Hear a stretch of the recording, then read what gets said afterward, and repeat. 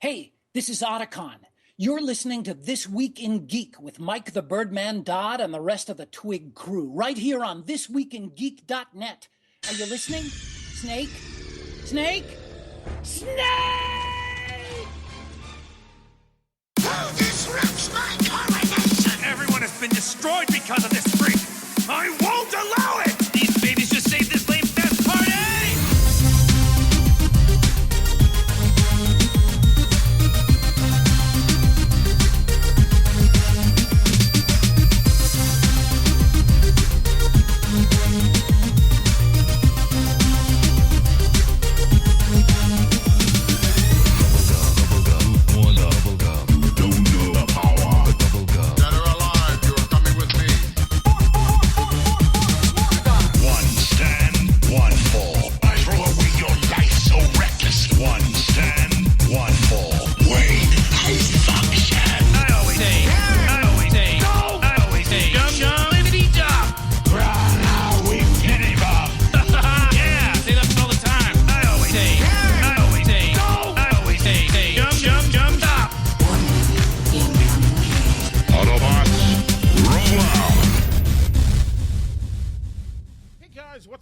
You are listening to ThisWeekInGeek.net. I'm your host, Mike the Birdman Dodd, but I'm not alone as I trek through this adventure of news, gaming, and more here on TWIG. I'm joined by my cohort in excellence, Alex, Soup Boy, the producer. Yes. And hey, it's just that kind of lazy Sunday where it's okay to eat on microphone as long as I never hear you. And I should probably turn the ringer off on my phone, but that's okay. Probably should. That's okay. When I was trying to record some stuff the other day, I was recording, and I didn't realize that not only had my phone started listening to me like it was trying to, answer a question, and I was like, okay, I turned that off. I forgot that I had one of those Nest speakers, and it was piped in Bluetooth-wise through my surround sound set. So at 60% of 5.1 audio blasting, it just says, I don't know what you're talking about. And I went, ah! Luckily, now, and immediately I pressed the stop button, to stop my recording and delete it. And I'm like, no, I should have kept that because that was terrifying. It's like, I don't understand the question. And I went, oh my God, who's here? Oh, it's nobody. Oh, it's just you evil internet overlords. It always freaks me out and it always seems to happen and only seems to happen whenever we're recording the podcast. My iPhone's AI assistant will decide to randomly start talking to me and start answering questions. I'm like, I'm not talking to you, you stupid machine. Well, we can when I would be over at your place hanging out, nothing would happen until we started recording. Yeah, that's very strange. And I know the smart devices like the iPhone, like the home devices are always listening, and it's just I'm okay with that because I know if a serial killer ever comes after me, somebody will be able to trace them or hear them or something when they can subpoena the records or something. Yeah, I'm okay with that. Yeah, I've never said anything that is gonna incriminate me in sort of like a terrorist plot or anything like that. We've said some quite off-color things. Oh yeah, we've said for the sake of absurdist humor, but other than that, no, we should be fine. Yeah, exactly. I'm not. Super. There's worried. A few people that I wish they were dead, but I never said I'm going to go hurt them. Yeah. I just was like, I really hope that a rock falls on them while they're walking under a bridge. That sort of thing. I hope for falling airplane wreckage. So that sort of thing. You hope for the you hope for the Breaking Bad way of people. It's like I don't. It's not like I really want to hurt him. I just kind of hope he blows up while in an old age home. Ding, ding, ding. Yeah, exactly. That is the kind of hope that I have. That's the hope in my heart. I'm very hopeful. I'm very positive. I'm positive and hopeful that they're going to die a horrible fiery death. They blow up. Is it too much to ask that all of my enemies swallow acid and burn from the inside out? I'm kind of hoping they all get impregnated by alien chest bursters, but hey. I've come to the conclusion that my arch nemesis is probably listening into what we say. Oh boy. And he'll write a song and put it in one of his movies. And that's a name we can never mention on air because you don't know with this guy. Yeah. I could go for a Cheetah energy drink right about now. I don't know about you. Oh, That's as far as we'll go. that's as far as we'll go with that one. So anyway, folks, so yeah, it has been, I'd say it's actually been a fairly quiet week here at home, although some good news. So for those of you that don't know, normally I don't get a chance to get out a whole lot simply because transferring to my wheelchair is usually quite painful. Usually the weather gets in the way. But for the last week or so, I've actually been getting out a fair chunk. I'm actually getting out after the show today to go out with my wife, Blair, for some coffee and whatnot. So I drove my wheelchair over to the local Tim Hortons, which has a fairly sizable strip plaza. And we're sitting there yesterday. We're sitting next to a couple of bikers. We're obviously social distancing. And we noticed this random woman, this really skinny white chick. Random woman. That's always the best kind, right? Well, it's weird. She just appears mysteriously as if from thin air. So she just apparates in, jumps the curb between me and Blair, like literally physically passes between us. We're like, okay, I guess you really need to get to the bus shelter, but all right, the bus is coming in like 5 minutes, cool. And she posts a photo of Bill Gates and tapes it with like scotch tape to the side, goes tee-hee, and then runs away back to her like actual tee, like laugh to herself. Yeah, like actual tee-hee. And we're like, the fuck? So she posts this picture of Bill Gates and posts this terrible thing that Bill Gates allegedly said to some member of the Bilderberg group, which I guess is some conspiratorial. Is that Build-A-Bear, but for evil construction companies? I guess, because it's so dumb. It's basically how vaccines are evil and healthcare services. Like, it's one of those coronavirus 5G microchip conspiracy things. Except that every piece of evidence ever about Bill Gates, other than, like maybe an off-color comment from 30 years ago, has pointed to him bettering everybody with his charities and funds sort of thing. Yeah, because, I'm like, he's not... Because anything some crackpot said online must be more true than actual actions. Yeah, I'm like, I'm sure Bill Gates and the Microsoft Corporation run Wayland Yutani from fucking Aliens. So Blair and I waited for this woman to just, vanish out of space. So she drives away in this really nice, SUV. Blair waits until we know she's gone because she looks like the type of woman who might take a swing at her. And we tear down the sign, and a couple of other people were just kind of looking at us as if like, what the hell just happened? We're like, we don't know. It doesn't matter. We're not going to give her any airtime. I was going to post it in some of the local Facebook groups. Hey, if you happen to see any more of this bullshit around town, maybe tear it down. But that's one thing that I've noticed in the last little bit, because I follow some local Facebook groups. I follow some groups from back home where I'm originally from. There are some incredibly dense and stupid people out there. Now, sometimes you can reason with them. I did have a conversation with like someone recently where I'm like, okay, you know what? I want you to know something. We've been friends for a long time, and I don't appreciate your language. You're allowed to have a differing opinion, but you know where I stand. You know where most of my friends stand.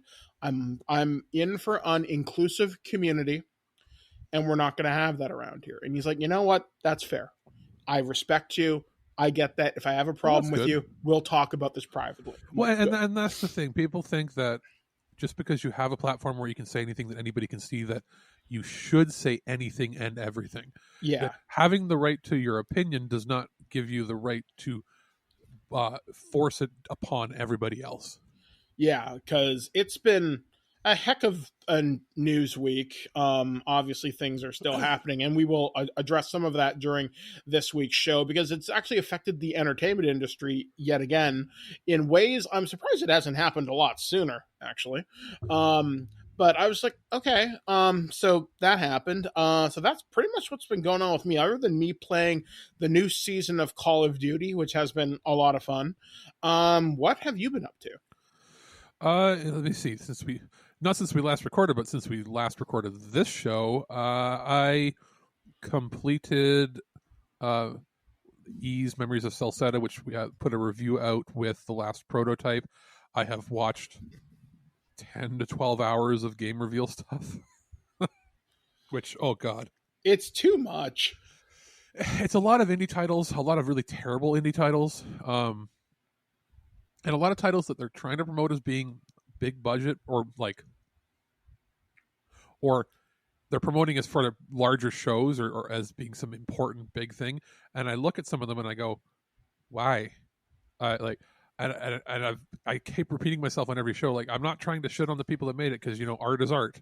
But I'm sorry, some art is just bad art. And like, oh, no, all art's... No, I'm sorry. You wouldn't put a 6-year-old's art in your movie, in a Marvel movie you wouldn't have a 6-year-old doing your special effects.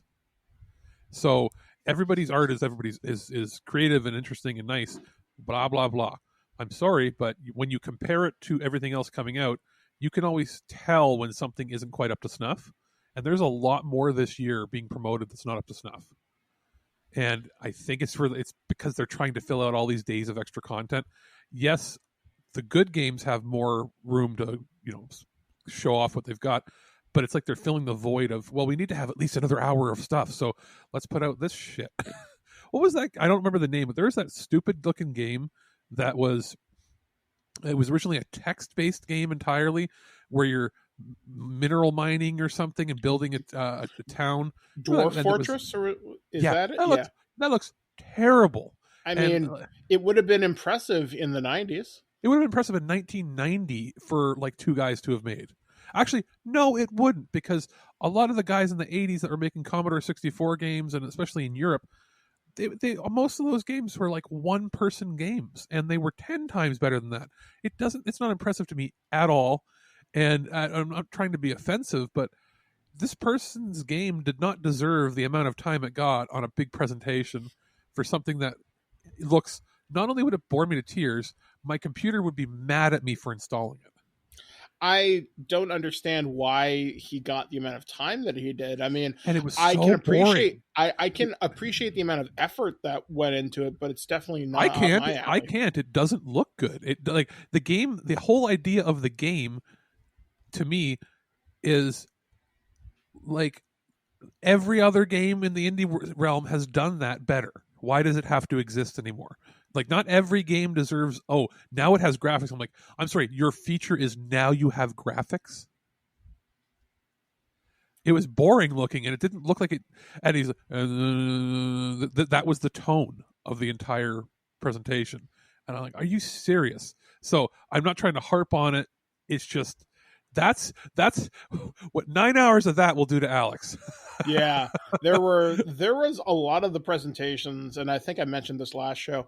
I just wasn't grabbed by a lot of what I've seen, and that's the problem when you've covered E3 like me for frankly 13 years. You've done 13 years. I've done now 3 or 4 with you. So. Yeah, it takes a lot to get me interested, and yes, my stuff that gets me really wowed is starting to narrow, but I still have to cover it as a matter of informing you, the public, and our listeners. But this year, there's some cool stuff, but not a whole lot that really kind of blew me away. So. Everything that Sony did was amazing. It's probably their best, in quotes, E3 show they've ever done, as far as how many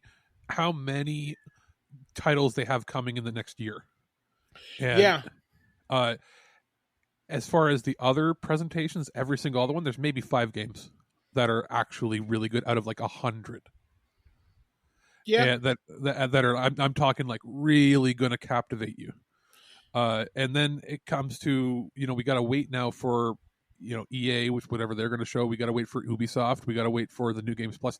I think we'll probably see more stuff at the New Games Plus one that you might find interesting because it's all the Japanese companies. So hopefully we'll wait and see that. Obviously, we will have more coverage coming out of that. That's what I've been doing. That and surprisingly, what I found helped me get through all these presentations when I would get bored is I'd break out my Switch Lite and I started playing the Clubhouse games, and I was playing President and other card games. I'm like, I'm sorry, playing this Nintendo card game collection is more interesting than watching your video. But I'm watching to see if there's a glimmer of hope in some of those indie titles. Well, there we go. There is your resounding review of the weekend. And I'm not negative. I want to say this. I'm excited every time it pops up. And then every time I see another card-based indie game, I just want to black out. Yeah, all I want to play is that Combat in Tight Spaces or whatever the hell it's called. As far as that's the last card-based game I think I ever need to play ever. Unless Nintendo were to say, hey, Pokemon, the Pokemon card game is coming back redone. With all the expansions. Yeah, I'd be down for that. Like with all the expansions, and it's like, and if you want, on the fly, we can flip it to original Game Boy looks. Yeah, I'd be down for that. I'd be down for that. Cool. So anyway, coming up on this show, we have a lot of stories to cover. We have a lot more than usual this week, but we also have, I think, shorter reviews this week, so we're kind of balancing it out. I'm going to be covering a little bit of DLC from Predator Hunting Grounds on the PlayStation 4, and what will you have for us? Oh, what do I have for you? That's the... Something from Criterion, I know that. Oh yes, I have a double feature from Criterion, which Tokyo Olympiad is a documentary that was filmed on the Olympics in the 60s in Tokyo, and obviously it was supposed to come out now to coincide with the Summer Olympics that aren't happening. So they already had it printed, so they sent the discs out to everybody, and then. The other feature that came out with that is The Cameraman, which is a Buster Keaton silent film, one of the last, we considered last greats in quotes, from that golden era of silent film, as well as the Anker Soundcore Life Q20 noise canceling headphones. They always have these long titles, but I'm actually using them right now to record, and they are super noise isolating, even with the noise cancellation off. So there's reviews there where I go into it. It's you'll be surprised at the price point, I think. All right, so we got all that and more. So that will be here on ThisWeekInGeek.net. I've been Mike the Birdman Dodd. That is Wiley nuzzling the microphone. Yes, Wiley. Hello. Thank you, buddy. Uncle Alex says hi. So we will be right back here on ThisWeekInGeek.net. I've been Mike the Birdman Dodd, joined with Alex the producer and Dr. Wiley and my baby kitty. We will be back right here, right after this review of Predator Hunting Grounds with Arnold Schwarzenegger. We are taking a look at Predator Hunting Grounds, the Dutch DLC coming to us from Ilphonic and Sony Interactive Entertainment. A review code was provided to us. So Predator Hunting Grounds has had, it's not unfair to say, a rough launch, launching in late April. The player base has been all over the place. During my review period for this, I have taken some time to do this. Sometimes it was really easy to get into matches. Other times it was not so easy to get into matches. And obviously because I'm playing as the fire team, playing as Dutch, getting into matches was usually a lot easier. In fact, during my review period this evening, prior to me recording, getting into a match took me less than a minute. However, a week previously, it was taking me in upwards of 5 minutes. I did decide to do this as a PlayStation only review, so I turned off crossplay, and getting into matches was not of a problem. So to get into the meat and potatoes of this, you play as Dutch.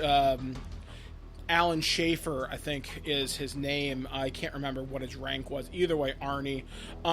And you're playing the 2025 version of him, which means he didn't die between the 1987 movie and now. So it picks up in present day with the OWLF forces and Stargazer, and Arnie's story ties into that. And they actually give you a pretty cool narrative, because you do get lines voiced by Arnie himself, and I was wondering if it was a sound-alike, but I've done a little bit of research, and I'm like 90% sure that it's him. And you get a series of tapes, not unlike the tapes you can find in-game, but these ones are unlocked as you progress in level. and describes what happened to him after the first movie, after he was like sort of debriefed. And it's a pretty interesting tale, all things considered.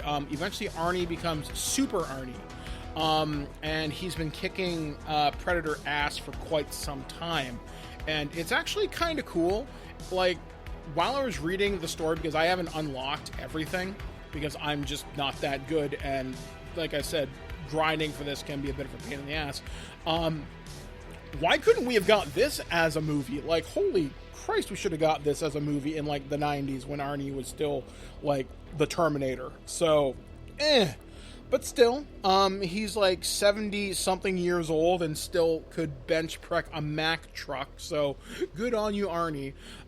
So you do get the Dutch character for your assault class. He's like his own separate class with like his own buffs and everything. He also comes with 2 custom weapons. He comes with the Hammerhead assault rifle, which does have the underbarrel grenade launcher, which is pretty powerful from what I was able to test anyway. I was able to take down with my fire team a Predator fairly fast. Now, I don't know how high level the other Predator was. I just didn't get a good look at his stats in the aftergame menu. But I'm pretty sure I dropped him in like 3 grenades. So that's pretty impressive. I don't know how quickly you could take down a Berserker Predator, but I took down a Hunter fairly fast. The assault rifle itself is pretty cool. It's like his M16A1, which I think that was the model from the 1987 Predator, though it does have a slightly different stock. So if you're a gun nut, something to notice, I guess. And he does come with a custom knife. I thought this was a nice nod to the Predator lore. He does have a Yacha wrist blade taken and mounted with a knife housing. So yeah, he slashes you with a Predator gauntlet, which is pretty kick-ass. Plus, you can apply different customizations to Arnie. Like, for example, my guy has the communications headset and the aviator sunglasses, but I also recently unlocked a baseball cap. So if you want to put Arnie in face paint and a baseball hat, you can do that and make him look goofy. So you might be asking yourself, is it worth it to get Arnold Schwarzenegger? Well, he does voice his own lines. The character model is based on his current appearance as opposed to his 1987 appearance. And I get why they did that. It's I guess how Arnie wants to present his like brand right now. The only sticking point for me is probably the price. I'm looking at the PlayStation Store right now, and it retails for $9.49. And it's hard to recommend that right now, simply because I do not know what the player base is going to be like for this in a month, 2 months down the road. Right now, like I said, as a fire team, I was able to get into a match fairly fast. So if you want to play as Arnie, great. Is that player base still going to be there in 2 months? I couldn't tell you. I know there is more DLC planned. I can tell you that I had fun, but that may be clouded by nostalgia. Mechanically, Arnie plays like an assault character. His rifle is pretty cool. I did like it. His knife, it looks neat. So your mileage is really going to vary on this one. If you like the original Predator experience, maybe. But I might say hold off on this unless you're a super fan. And even then, watch the player base on this one.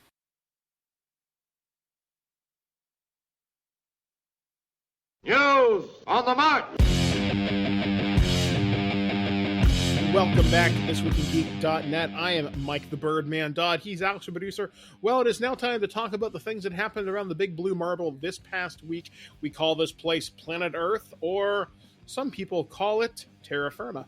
All right, so one of the first stories I want to talk about comes courtesy of Kotaku.com. This really surprised me. So earlier this week, if you happen to be one of the 10 people that owns Google Stadia, something surprising happened. So Gods and Monsters accidentally went live on the service for 30 minutes. So Stadia users were surprised to see a mysterious game named Orpheus in the cloud gaming's platform store this morning. This was from a couple days ago. Once downloaded, they found it to be a development build of Ubisoft's upcoming adventure game Gods and Monsters, with temporary character models and assets seemingly taken straight from the Assassin's Creed series. Regretfully, on Thursday morning, we mistakenly made an E3 2019 demo version of Gods and Monsters from Ubisoft available on the Stadia store that was not intended for the public to play, a Google Stadia rep told Kotaku via email.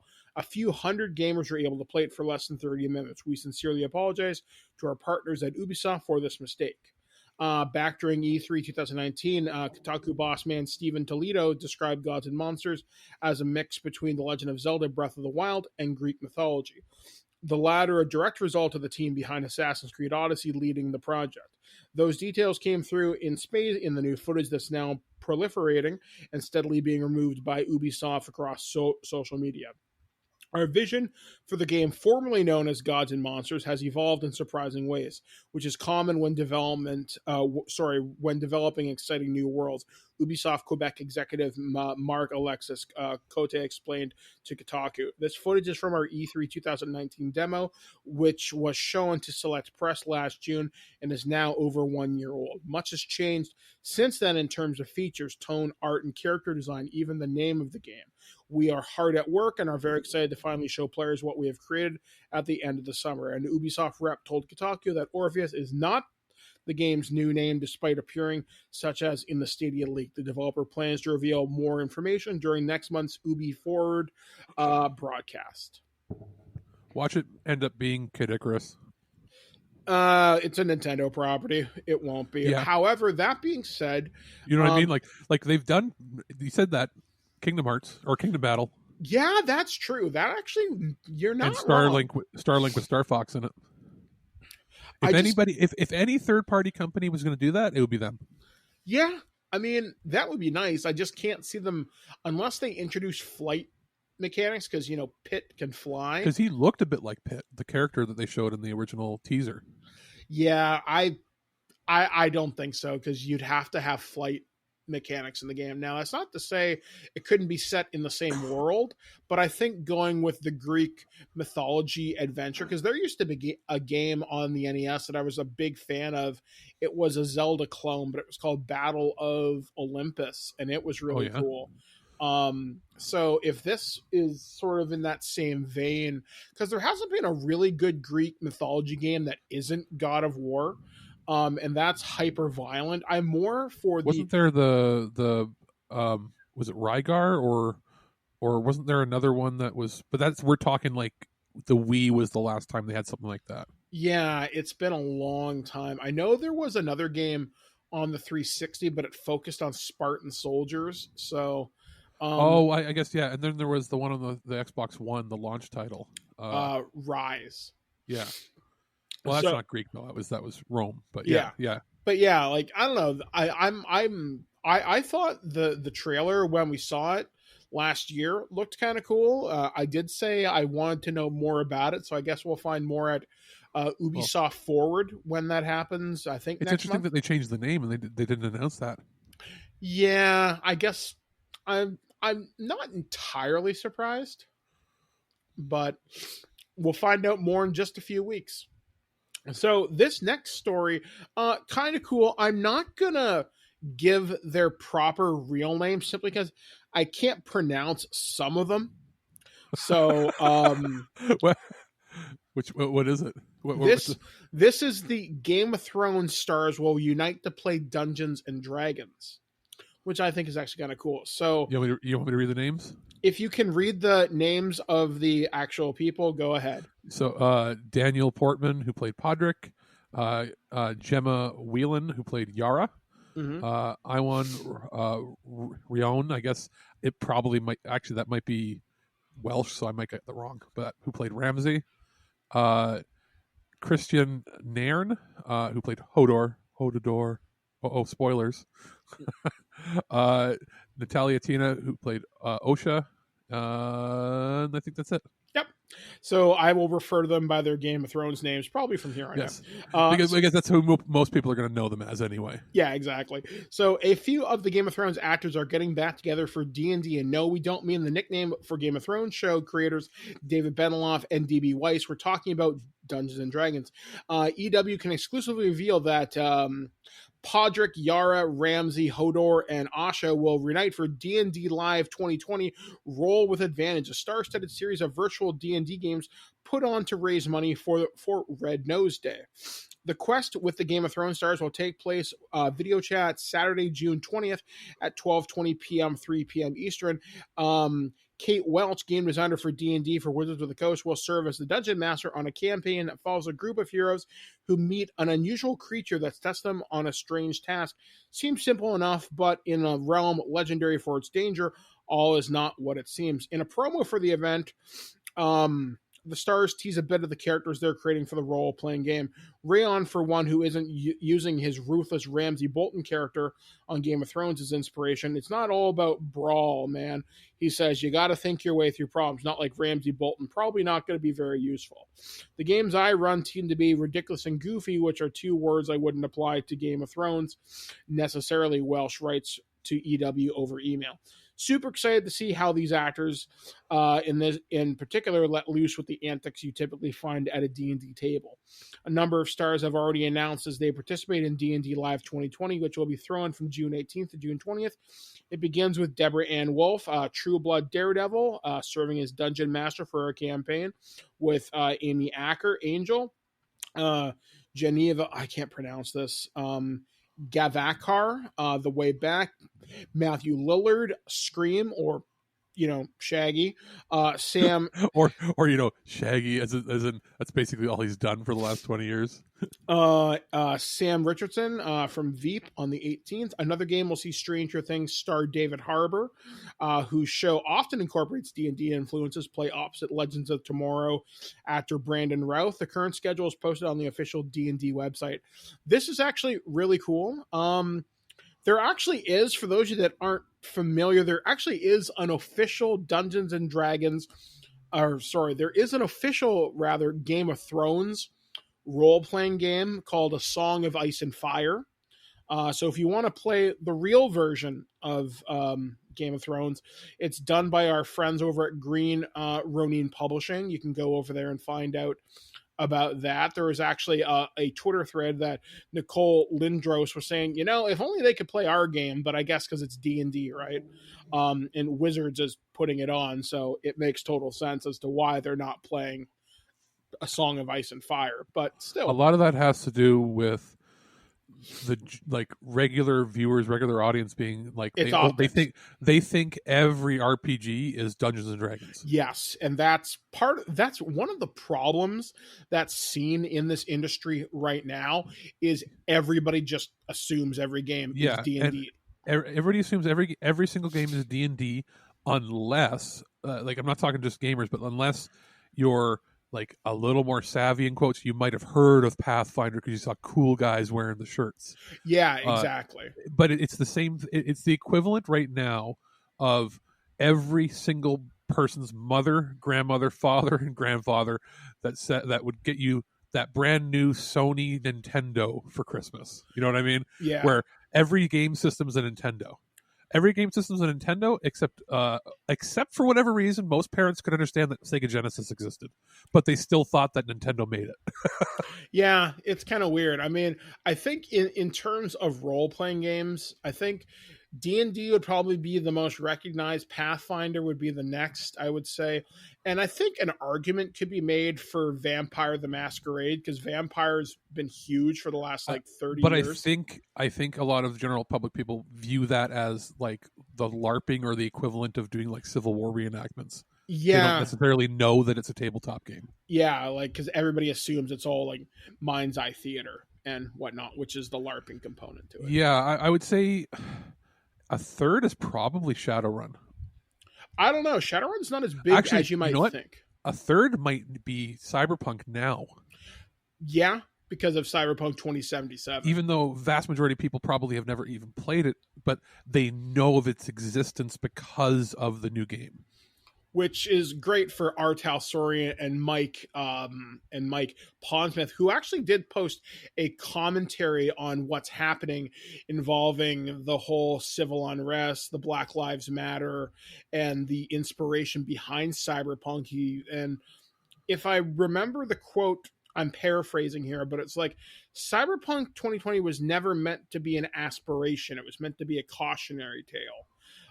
If you want to find out more, you can go over to the Artal Sorian Twitter and read his statement. It's definitely worth taking a read. And a lot of people were like, thank you for speaking up, Mike. So go take a look at that. My next story comes courtesy of IGN. AT&T is looking to sell WB Interactive, which includes studios like Rocksteady and NetherRealm.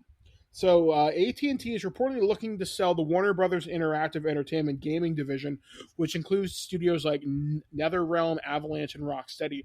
The deal could be valued at $4 billion, and there's reportedly interest from companies like Take-Two, EA, and Activision Blizzard. In a report from CNBC, Telecom AT&T, which purchased Warner Media in 2018, is looking to divest some assets to help pay off $200 billion in debt. This includes WB Interactive, which has allegedly picked up interest from some of the gaming industry's largest companies, though sources say a deal is neither in place nor imminent. Any company that does purchase WB Interactive will not gain IP rights to likes like Batman or Harry Potter, which is owned by Warner Brothers. Instead, any deal will likely include commercial licensing agreement where AT&T can continue to get revenue from its IP. A potential purchase, however, will include studios that belong to WB Interactive, like NetherRealm and Rocksteady, the developers of Mortal Kombat and the Batman Arkham series, respectively. AT&T purchased Time Warner for $109 billion in 2018 and amassed $200 billion in debt. Investors have called on AT&T to sell non-core assets such as DirecTV and now WB Interactive. There are multiple projects rumored to be in development under Warner Brothers Interactive, including a new game from Rocksteady, a new Harry Potter RPG, and there's also a new Batman game in the works at WB Montreal. Do not be surprised if Google makes a play for them. I don't know. See, I'd be afraid of letting Google do it because Google.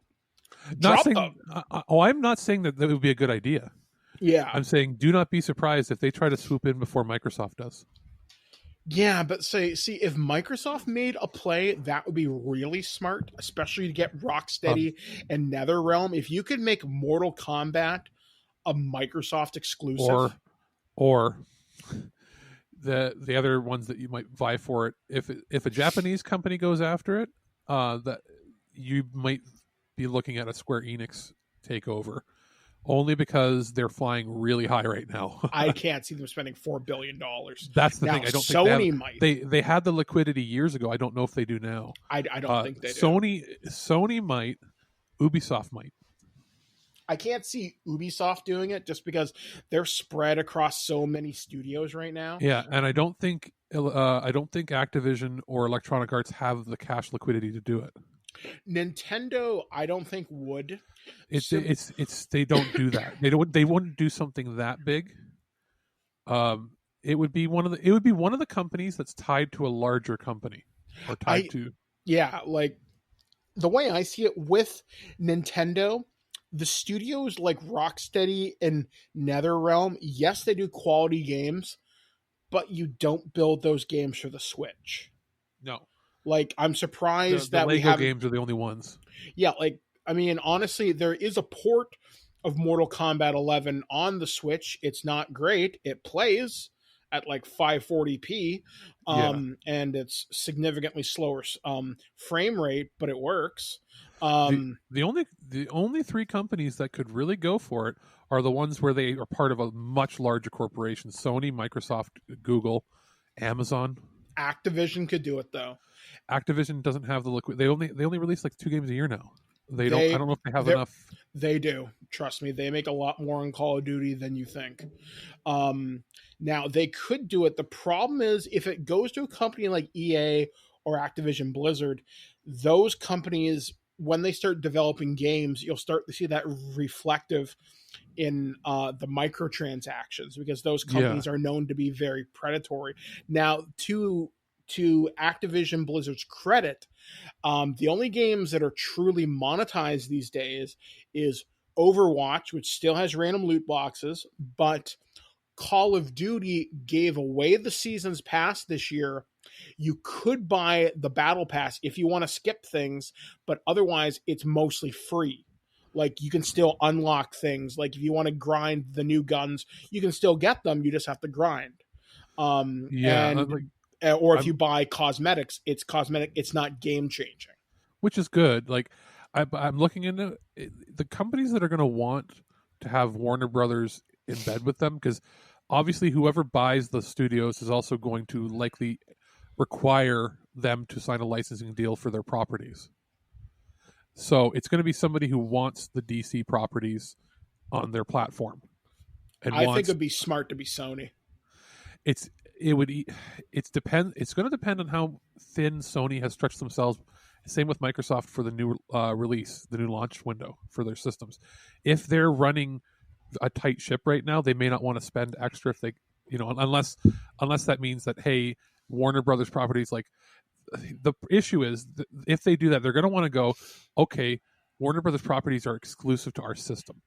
And I'll tell you right now, Warner won't want Batman to be on one system, and one system only.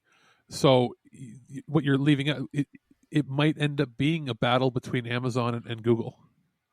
Amazon wants studios and want games. They've had this multi-billion-dollar studio that they built up to release games.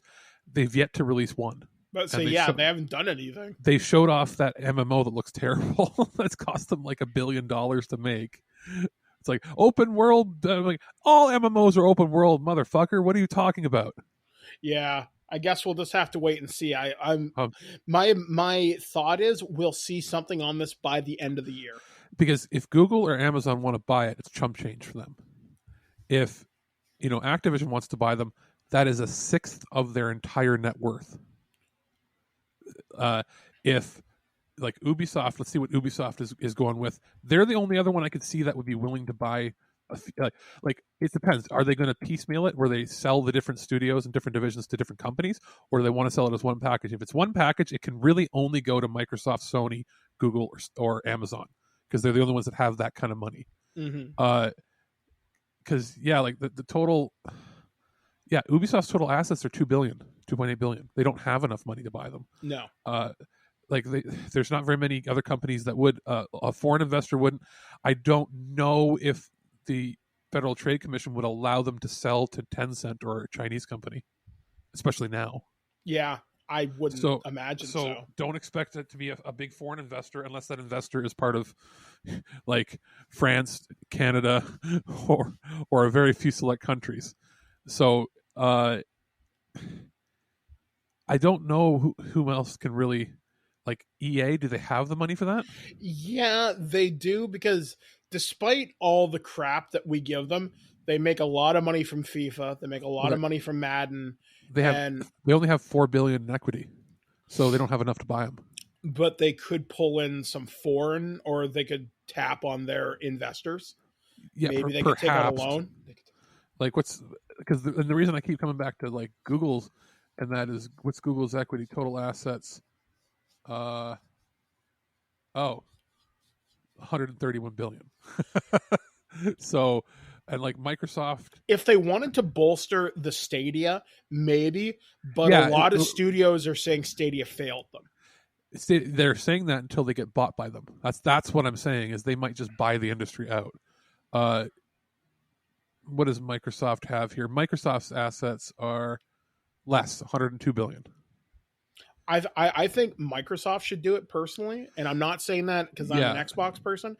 I'm saying that because the Xbox Series X needs exclusives. That's what I'm saying. Studios. I'm saying it might be Microsoft making a play for them, but it's going to be it's going to be one of those big four. There's the only ones that can do it. I would think Amazon would be the one that really goes for it, because they have nothing. Like they, like as a matter of fact, their equity is actually half of Microsoft. They just, because they've spread themselves very thin. They make a ton of money, but they don't have as much in the bank. Google has the most money in the bank out of all of them. So they could just write a check like, hey, our Stadia is having problems. Let's write a check and pick up a big studio. So they could do that. Ideally, I think Microsoft would be more willing to play ball by releasing the thing is, I don't want to have to own a Microsoft product to play like a Batman game. So you'd want it to be on a neutral platform if possible. It would be wild if Amazon bought them, because then they would probably only make it available if you're a Prime member. I don't know. But, so who knows? Ideally, it would not be. It would not be any of those four. Like, who knows? You could have some consortium come out of the woodworks with, a few different investors that get it. Just don't expect it to be a thing where Tencent picks them up, or if they try to, expect it to be something that's shot down very quickly. Disney could buy them. And how funny would that be? Yeah. Well, Disney's gaming division was gutted, so it's not like they're putting out a lot of quality Disney games. How funny would that be? They end up buying their competition in a sense.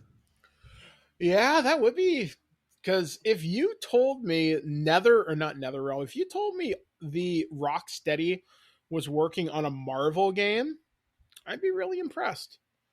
I would be really impressed. So what about Apple? Yeah, that would work. Although they don't have any hardware worth fucking playing on. But we'll wait and see. So moving on. So we will follow this story. I'm sure we'll find out more news as it develops. So this story comes courtesy of superherohype.com. Warner Brothers has shuffled the release dates for Godzilla vs. Kong and The Matrix 4, among others.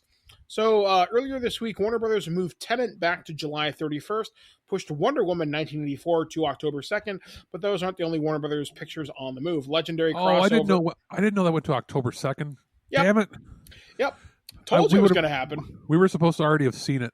I got a notification on my phone a week ago, I think, or so, and I almost cried. And I was like, oh, and it was when I was supposed to have been going to see Fast and Furious. And I forgot that movie even existed. Yeah. I completely forgot it existed, and I had purchased tickets and forgot to take it out of my phone, like the date, and it popped up saying meet your brother at the movie theater. It's Fast and the Furious time, motherfucker, because that's what I set the title to. I thought Fast and the Furious was supposed to come out in April, though. It was May. Oh, it was yeah, it was coming out, and it literally popped up on my phone, and the title, it just said Fast and the Furious time, motherfucker, and I went, wait, it's out, and I went, wait, oh no. And I had a very sad panda moment. Oh, another film that has been pushed back is the legendary crossover flick Godzilla vs. King Kong has been pushed out of its November 2020 slot. Instead, Godzilla vs. Kong will be moved into May 21st, 2021. So that's not terrible. Formerly held by The Matrix 4. Godzilla vs. Kong director Adam Wingard acknowledged the news and shared a message for fans on Instagram. To all Godzilla and Kong fans, I know you're pumped to see how the battle of the century will turn out, but with all that's going on, we'll have to wait just a little bit longer to see who will emerge victorious. Find the biggest screen possible to see Kong and Godzilla face off May 2021, Adam Wingard. So that's something I'd actually be curious to see in IMAX. Just because giant monsters. Here's a hot tip. Godzilla's going to win because the movie's co-funded by Toho in Japan. So Godzilla's going to win. We already know that. Yeah, plus he does have ranged attacks, which does give him the advantage, in my opinion. But we'll still see.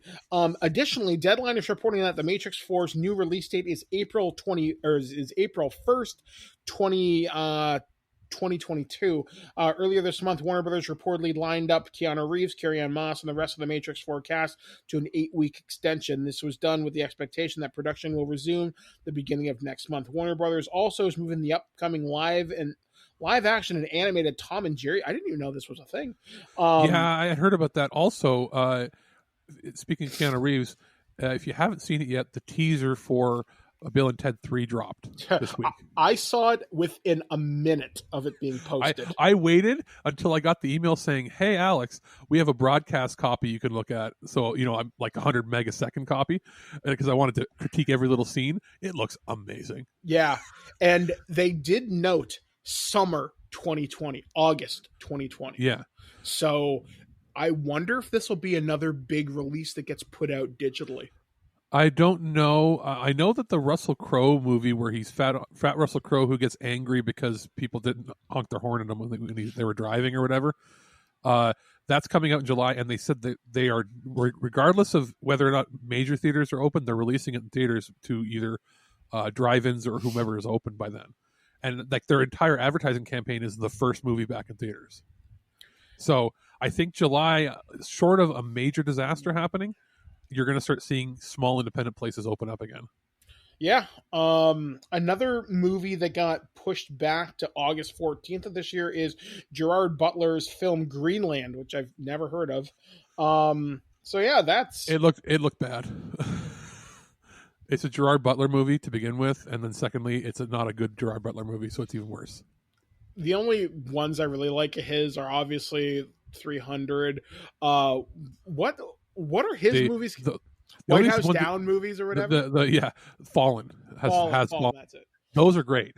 Those are ridiculous. Those are modern diehards. Those movies are I was going to say there's a bit of Seagal in there, but not really. Those movies are what I would have expected Jean-Claude Van Damme to play in if he was also Bruce Willis.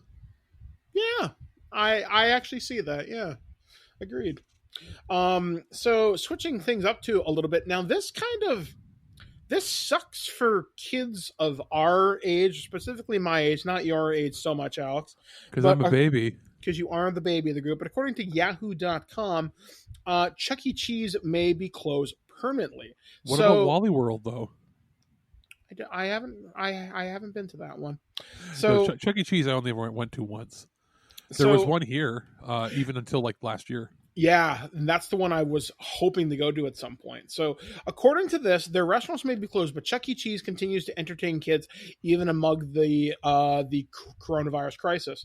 On Twitter, they're hosting launch parties for Animal Crossing, been celebrating birthdays via Zoom during their afternoon fun breaks. But behind the scenes, the ever-popular family-friendly pizza and entertainment joint is severely in debt, and the next party they throw could be their farewell party. According to reports, Chuck E. Cheese is nearly $1 billion in debt and could close all restaurants for good. That's not good. The Wall Street Journal reports that Chuck E. Cheese is approaching lenders to secure a $200 million loan, and according to Restaurant Business, the chain's parent company, CEC Entertainment, announced it will hand out retention bonuses to its top three executives, $3 million in total. Both moves are efforts to keep the restaurant afloat and to prevent executives from jumping ship. Chuck E. Cheese, which has 610 stores across 47 states, was doing fairly well leading up to the pandemic. The business was reportedly 2.7% increase in sales after 2 years when sales were either flat or negative. Mast reports, and the chain even opened some locations, but between March 17th and 26th, the start of the pandemic, when dining rooms began closing their doors, Chuck E. Cheese's revenue dropped by as much as 94% compared to a year before. And by April, all Chuck E. Cheese restaurants were shuttered. While this move saved CEC as much as $7 million a month in rent, it didn't stop the parent company from looking at possible bankruptcy filings. All 17,000 employees were laid off too. Not even delivery could help Chuck E. Cheese. According to Mast, about 56% of its store's revenue comes from merchandise and entertainment. Understandably, parents are not taking the news well. There's a bunch of tweets that they quote here. Only time will tell if Chuck E. Cheese will survive the pandemic. And there is a side story to this, too. I was watching Internet Today a few weeks ago, and if you were ordering off of like DoorDash or Skip the Dishes or Uber Eats or whatever, sometimes you'd see a new pizza place show up in your delivery options, and it would be a very Italian sounding name or something very generic. And it turns out Mario's favorite slice or something. Yeah, or something. It's like Mama Luigi's Pizzeria and Wings or something, right? And you're like, okay, that's a new place. I'll give that a try. And people were getting the pizza from there. And they're like, hey, this tastes really fucking familiar. And it turns out it was Chuck E. Cheese pizza they were getting. Because nobody wants to order Chuck E. Cheese pizza. Yeah, so I found that really, really interesting. Chuck E. Cheese pizza is like 10% better than Little Caesars. Which is weird. Which by the way, why did they never they never delivered like as a company? I don't know. You said you had one that did. I have no idea why or how, because they don't do delivery. They do not do delivery as a company. They do now here in Guelph. They're a pickup only place. They do here in Guelph now, but you have to do it via Uber Eats. Company drivers were in Owen Sound because they had uniforms and cars and everything. Owen Sound might be because it's such a small town and things are spread out. Yes. Whereas almost everywhere else that they're a walk-in only place. Yes. So I had a hankering for it the other day. I was like, I would really like to have one of those. And then I said to myself, no, that $5 pizza is garbage. You do not want that. You're feeling nostalgic for like grade 8. That's why you're doing this. So do something else, because I would never order that for delivery. Like I think about that. That's an insult to like if I was a delivery person, they'd be like, I have to deliver Little Caesars or Chuck E. Cheese pizza. The fuck am I doing with my life? The only thing worse than that, though, it's ordering popcorn from the movie theater and having it sent to your house. See, that I don't mind personally. I said that as a joke against you. Yeah. Although I get it. I get that too, because they use a certain popcorn oil that sometimes you can't find at home, so it has a certain taste. Yeah. The only other pizza that's maybe arguably worse than Little Caesars, and it depends on the location. I've been to 3 of Papa these places. John's. No, actually, Papa John's I find is not bad, but you have to get it fresh and you have to tell them exactly what you want. Yeah, Pizza Nova. It's always been overrated. This is a place you've never been because you've never been outside of Canada. Cece's Pizza. Cece's Pizza is a pizza buffet. I've heard of it, and I've had people describe it to me as like, the Pizza Hut buffet, and I'm like, yeah. Like, what if the Pizza Hut buffet was run by an all-you-can-eat Chinese food restaurant? And I'm like, kinda, what? Yeah. It's like what? It's like slightly better. It's like Delissio pizza. Yeah, although slightly better variety, slightly better sizes. I've been to 3 locations. One on the East Coast. Can't remember where I went. I went to one in Texas, and one with Steve Megatron. Actually, when me and Blair met him down in Michigan a couple years ago. So near the border, eh? Yeah, I think it was just outside of Lansing or near Flint. But yeah, I don't want to we don't really have a chain like that, do we? No, not Pizza Buffet. I mean, there is California Pizza Kitchen, but we don't have that. You know what? As far as like our equivalent to that kind of crappy pizza is probably Pizza. No. Yeah, Pizza and Pizza Nova, where you have to order fresh. You can't buy the slices or they're crap. You have to get the fresh. Yeah, you have to get the slices fresh. And with Pizza, the trick is you got to go during lunch rush because guaranteed there's always something happening. Dinner rush, and maybe late night. Anything in between there, you're gonna run something that's sitting in the warmer. I've had multiple friends work at pizza restaurants, so I know a lot of the tricks of trade, so the thing with Pizza Nova was like that was the staple when we first started having chains pop up, and you remember their old commercial, right? Everybody does. They're 310-330 Pizza Nova.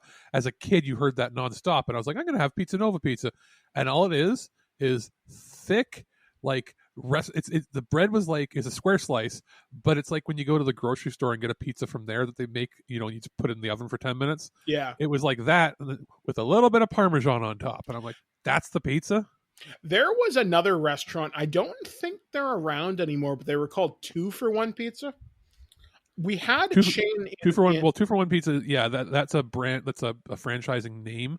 Yeah, they, I believe in this area, we're all turned into twice the deals. Yeah, like we had one in Owen Sound and they were pretty good. I mean, I'm really sad I never got a chance to go to Chuck E. Cheese because as a kid of the 1980s, that was always seen as a rite of passage, in my opinion, and that's always the perception I had. I still have some tokens. That's pretty cool. A friend gave them to me when I was 7. So when I went there, I could cash them or the tickets, so I could cash them in and some tokens to play. And when I moved to this apartment, I found them. So I had them for over 20 years. Wow. I've always just wanted to see what they had. And I've always thought Chuck E. Cheese's had pretty good arcade games, even though they would skew a little bit younger. I guess the modern equivalent would be Dave and Buster's, which I've been to a couple of those. You didn't have a Kids World, did you? No, either?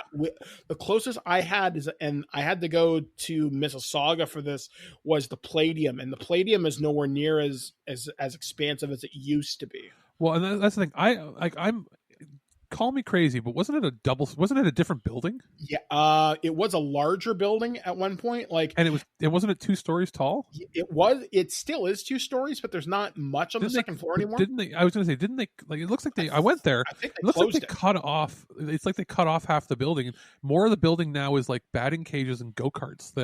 Yeah, exactly. And there's like 50 games in there. They used to advertise it was like 300 arcade games. Yeah, and that was when it was, whenever it was Sega World, when it was sponsored, when it opened.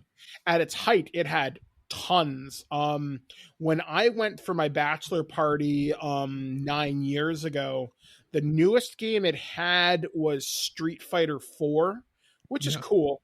But they didn't have a whole hell of a lot else. They had a lot of shooting games, a lot of racing games, not a whole lot of classic stuff. They're all it is now is like all the games that you find on your phone that they've redone. It's like, oh, I can play Candy Crush, but on a big screen. Fuck off. Or they can have Who Wants to Be a Millionaire or 1 versus Mario 100. Kart, but it's not Mario Kart. It's Mario Kart specifically made. It's like made for the arcades, and it's not like you think. And when I went there, I was like, oh, this is cool. I've never really been to Palladium, not since I drove by as a kid. My parents said we can't afford to go there. And you go there, and it's like, oh, I can pay for an hour's worth of time, $20 some odd. You can only use that card on the old games. You can't use it on anything new. And they want like $1.50 or $3 to play one game. I don't know about that, because I do, because I was there last year. Okay, then it's changed since I was there, because when I dramatically. Yeah, because I was playing Street Fighter 4 and I was hustling kids. Wow, they did not have that at all. The closest that now, like what we have in town here, is we have the Pinup Arcade. Mm-hmm. Which opened up in Waterloo, and I hope they're still there. You walk in, you pay $5 for a cover, and they have about 100, maybe probably 30, maybe 35 arcade machines, about 10 pinball machines, skee ball, $5 cover fee, everything's free play. And so they had like the turtles, like the 4-player turtles. But some of the stuff needs, a little TLC, so like the screens and some of them are starting to tint a little funny. But for $5, I was there for 2 hours and played a ton. I would love to go back and do that again. Well, hopefully they survive the pandemic. Yeah. Speaking of things that I think we can get excited for, and the pandemic being over is definitely one of them, PlayStation 5 news. I have something exciting to share. So we saw during the PlayStation 5 reveal that we saw Miles Morales as Spider-Man. Obviously, he was the lead character in Spider-Man Into the Spider-Verse. During Sony's PlayStation 5 reveal event, one of the biggest surprises was the announcement of Spider-Man Miles Morales. The follow-up to Spider-Man PS4 will arrive in stores only 2 years after Insomniac's first Spidey game. However, Sony's Simon Rutter told the Telegraph that Miles Morales was more of an expansion than an original title. There's a substantial Miles Morales component, which is the expansion element, but also within the game as well, there's been major enhancements to the game and the game engine, obviously deploying some of the major PlayStation 5 technology and features, explained Rutter. In response, Insomniac's James Stevenson issued his own brief statement on Twitter that clarified the status of Miles Morales as a standalone game. For those who keep asking, Miles Morales PS5 is a standalone game. That it's just requotes the tweet here. Regardless, Rutter seemingly confirmed that there will be a PlayStation 5 remaster of Marvel Spider-Man with added features. As for Spider-Man Miles Morales, it will be one of the PS5's launch titles later this year. Very little is currently known about the game. However, the announcement trailer indicated that Peter Parker will continue to mentor Miles as he becomes Spider-Man as well. That also means Miles will have to face his own villains while learning how to control his unique spider abilities. This is one of the games I'm the most excited for. Yeah, there's been a lot of, if you watch YouTube, a lot of misinformation or YouTubers going out there with half facts or thinking they've got it right, and they're like, it's not an expansion, or it's a standalone game, or let's say, oh, it comes with the remastered copy of the other one if you buy it. No. This is going to be sold as a separate game. Separate game, a smaller game, probably like the Lost Legacies with the Uncharted game, which I don't believe retailed for the full 80 Canadian. I think it was 69. Yeah, 69 or $10 off, something like that, or 64. It was, so expect this one. This is the fact that they're saying that it's larger than an expansion, but not as large as a Spider-Man 2, is leading me to believe, that it's not going to be a full retail price game. And this is not a case of, it's not full retail because they're releasing it with the other game. No, this is a separate title. Now, it would be nice if some of your save data could transfer over. It probably will. I would assume there would be some aspect to that. Also, to piggyback onto this, there's been a lot of misinformation about the Grand Theft Auto release. People are saying that, you get online free for a couple months. No. They've clarified it.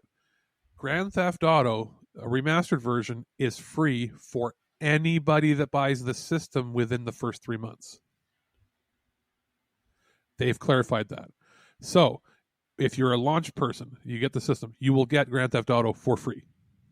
As long as you register as long as you log in within the first 3 months. Now, do you get Grand Theft Auto 5 or just Grand Theft Auto Online? Whole game. Okay. Yes.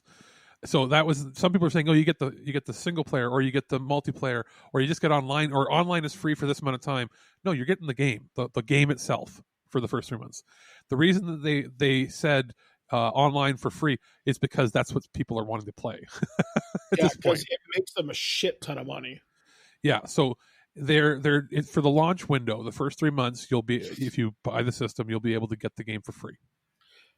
I'm looking forward to it. I really hope, Alex, you'll take the time and play through it. Yeah, at this point, there's no point in me playing the previous version, so I'll just wait for that. Yeah, just wait. Because honestly, Grand Theft Auto 5, one of the greatest experiences I've had as a gamer since it originally came out on the 360. Yeah, and I was waiting to like purchase and play the expansions for Spider-Man. I'm not going to do that now. I'm just going to wait till the new version comes out. Yeah. So, final news story, and this one, there's multiple pieces to it because me and Alex did a little bit of digging. So, according to globalnews.ca, after 3 decades, 32 season, 1,100 episodes of police officers chasing and arresting baddies, Cops, the American crime reality documentary series, has been officially canceled. The much-beloved program was temporarily pulled from its host, the Paramount Network, last week as a result of the anti-racism and anti-police brutality protests triggered by the killing of George Floyd, as reported by Variety. However, on Monday, the network further confirmed it had no plans to bring the show back.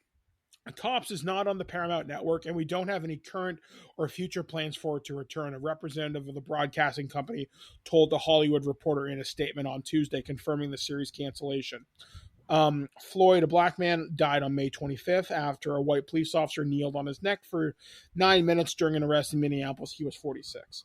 It was quickly picked up and revived by Spike TV and remained on the network until 2018. Then Paramount Network took over hosting duties. The ratings for Cops on its most recent network, however, were subpar, according to the New York Times. The outlet reported that it pulled an average of only 470,000 viewers per episode. But on top of its supposedly low ratings, Cops became the focus of an expose podcast produced by New York City-based investigative journalist Dan Tabansky between April and May 2019. In the 6-episode series Running from Cops, took a closer look at hundreds of episodes from America's longest-running reality series by showcasing interviews with former police officers and series executives involved in the show. He reportedly even spoke with some of the alleged criminals who appeared on Cops, many of whom claimed it was filmed off it, that the filmed officers were often glorified on screen and that chase scenes were typically over-dramatized, according to Slate. The most recent episode of Cops aired June 1st. In addition to the show's 33rd season, was set to kick off on June 15th at 10 p.m. Eastern. However, it no longer appears the network's programming schedule as of this writing. Global News has reached out to Paramount Network seeking comment. Now, I did check into this a little bit before I found this particular story because I was very curious. I saw this story pop up on EW a week ago. Just before we went to Showtime, that link was dead. But I do remember earlier this week checking through my local listings because I still have traditional cable, and I couldn't find. And there's like a joke in our household. There's always an episode of Cops, or there's always an episode of Live PD, or there's always a cop show on somewhere. And very curiously, this news came out, and for one whole day there was like nothing but Cops on, and then this week gone. So not totally surprised. Now there's another show that Alex found out was also canceled. Live PD. Yeah, and that was evidently A&E's top performing show. I tried watching it a while ago, and I was like, this was not. I was like, why am I watching this? If I want to watch this sort of show, I could just watch things like that happening on Live Leak or the regular news now. There was a show years ago that was equivalent to it, but it was like the Canadian version. Oh, that one I loved. That was to Serve and Protect. Yeah. Now I actually here's their theme song. That's the whole theme song. Have I ever told you my personal connection to that show? Well, were you on it? Not exactly. So because I only ask because they usually film that show in the BC. prairies. Yeah. BC or the prairies. And whenever it's an episode that's outside of BC, you go and it's gonna swing into what's happening now where, in the States, it's almost predominantly either black people that were arrested on that show or white people on meth. The Canadian version was, if it's outside of BC, it's 99% them arresting drunk Native people. Which is terrible. And they wonder why.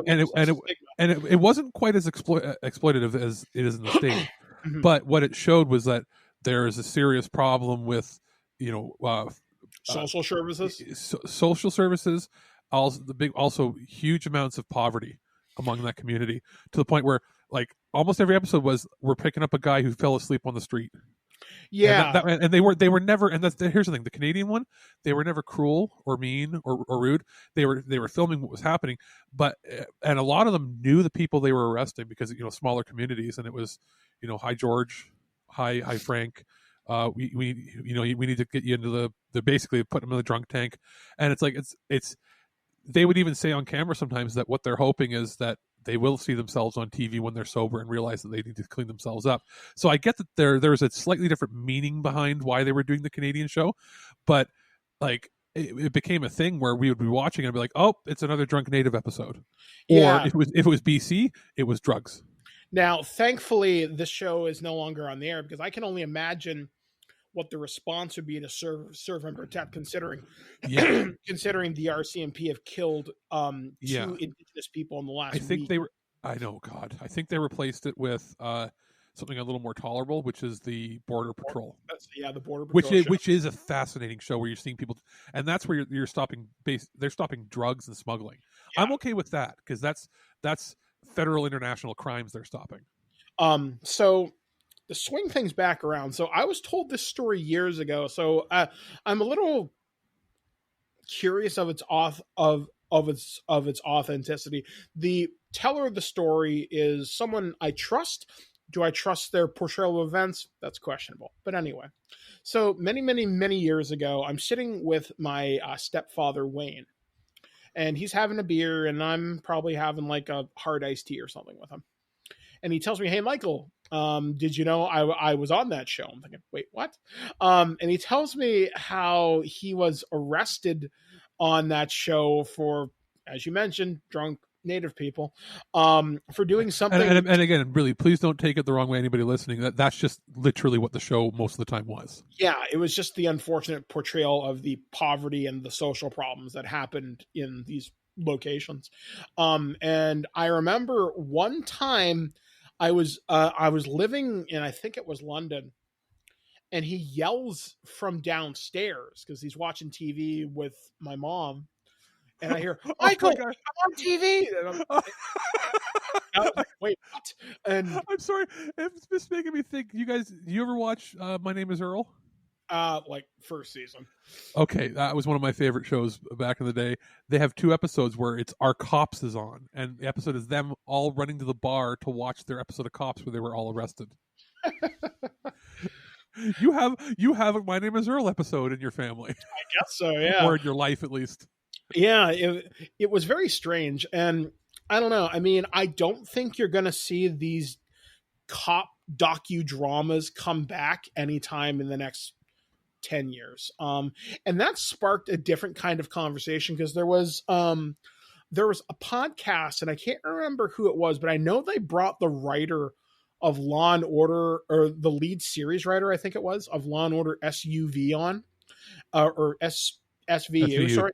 And they were like, we have to change how police are portrayed in media right now. And you look at how police are portrayed as heroes, or they're one renegade cop goes against the rules. And like, you think of John McClane, Dirty Harry, Serpico, whatever. Well, the really good shows have, like, Southland 19-2, the Canadian one.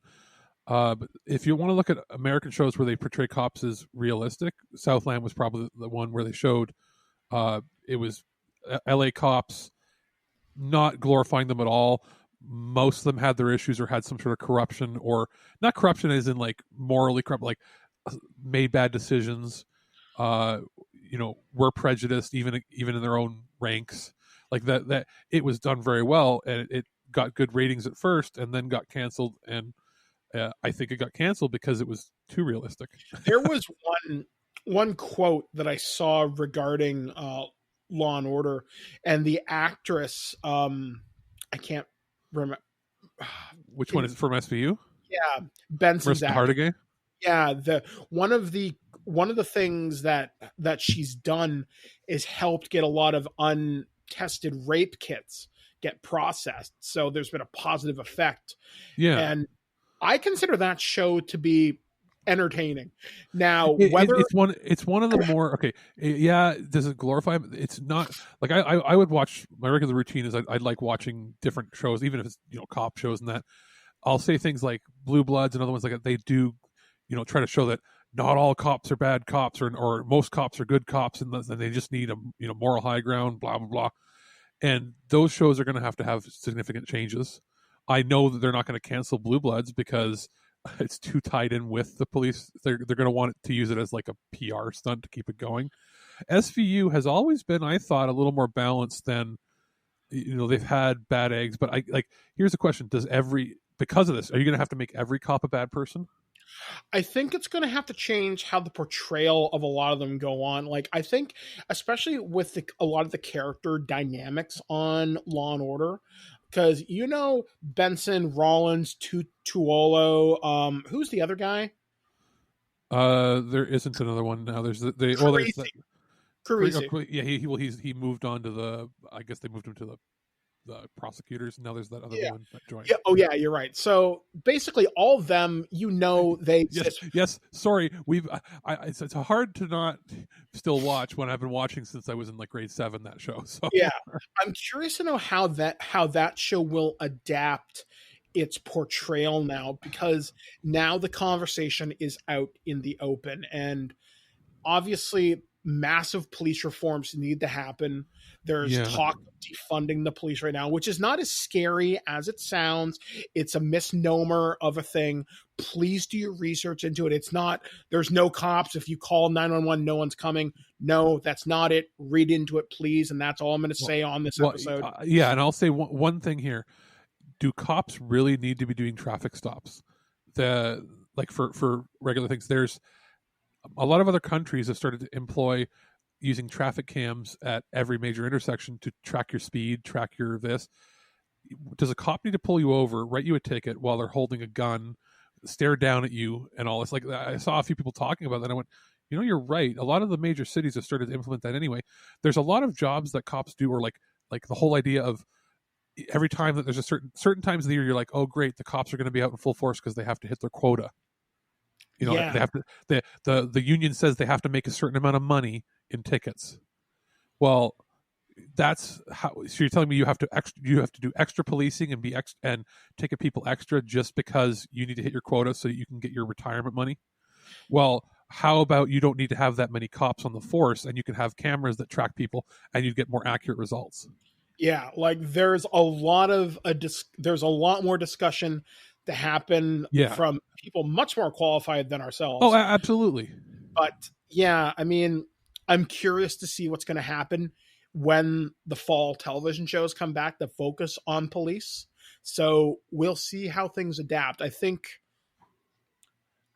one of the interesting things to come out of this, and kind of tangentially related, is I saw a video essay talking about protest music that happened around the Bush administration. And a lot of protest stuff will come out about George Floyd, will come out about police brutality. I'm curious to see how other media will react to it. Like, how will the television shows react? How will the movies react? Because there's going to be some movie about one cop who quits the force to do something right. It's going to be heavy-handed by some companies. Like I said, there are examples of shows about police service that have done things right, where it finds that balance. In Canada, probably the best one was 19-2, about the Montreal Police Force, starring Jared Keeso from your favorite Letterkenny show. Actually, a lot of people from Letterkenny.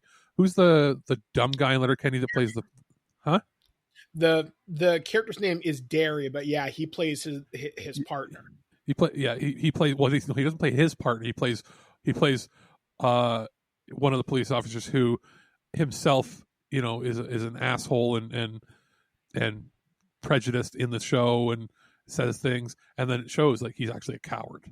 Like they'll show, but then each of these characters have their own personal growth throughout the show, and it shows that, like, even Jared Keese's character is not perfect at all.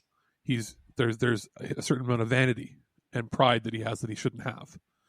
So they show that every single person has their own flaws, where a lot of American shows don't show that. Southland did. That was a good one. But I can't think of very many other cop shows where every character is individual and realistic. Yeah, like there are some ones on Law and Order where they do have individual character flaws. You'll see them break the rules, but it's always for the greater good. Yeah, that's the old school way of doing things. So, like I said, I'm very curious to see how the media will react. Obviously, I'm curious to see how the legislative and the government processes react to the police reform, because I know this past weekend, the Atlanta police chief stepped down in reaction to something that happened. I don't know everything. Yeah, there's a lot going on. And as far as, police shows, the ones to watch for seeing how they're going to react and change their plot lines are going to be Blue Bloods, because that's always been the very pro New York Police Department. Yeah, that one's going to be very interesting to see how they handle it, because they've skewed conservative while still trying.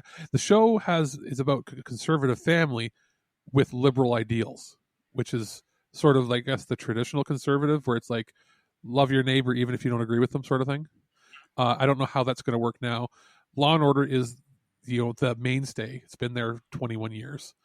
And then on the West Coast, I wonder what the Rookie's going to be like with Nathan Fillion. Because other shows, whatever, but that's another show where he's an idealistic, rookie cop in his 40s. How is that going to affect? Like, how are they going to play it? So the other shows are safe, where they're, cable shows up. I think Bosch is still on. That's the Amazon detective show. Certain shows will be free of it because they were already flawed enough. But you're right. Like, even Chicago PD will be fine, because Chicago PD is about a bunch of corrupt cops. Corrupt cops, but again, they do the right thing for the most part. Who knows how they're going to handle it? I wonder if they'll hold back the premiere till mid-season now.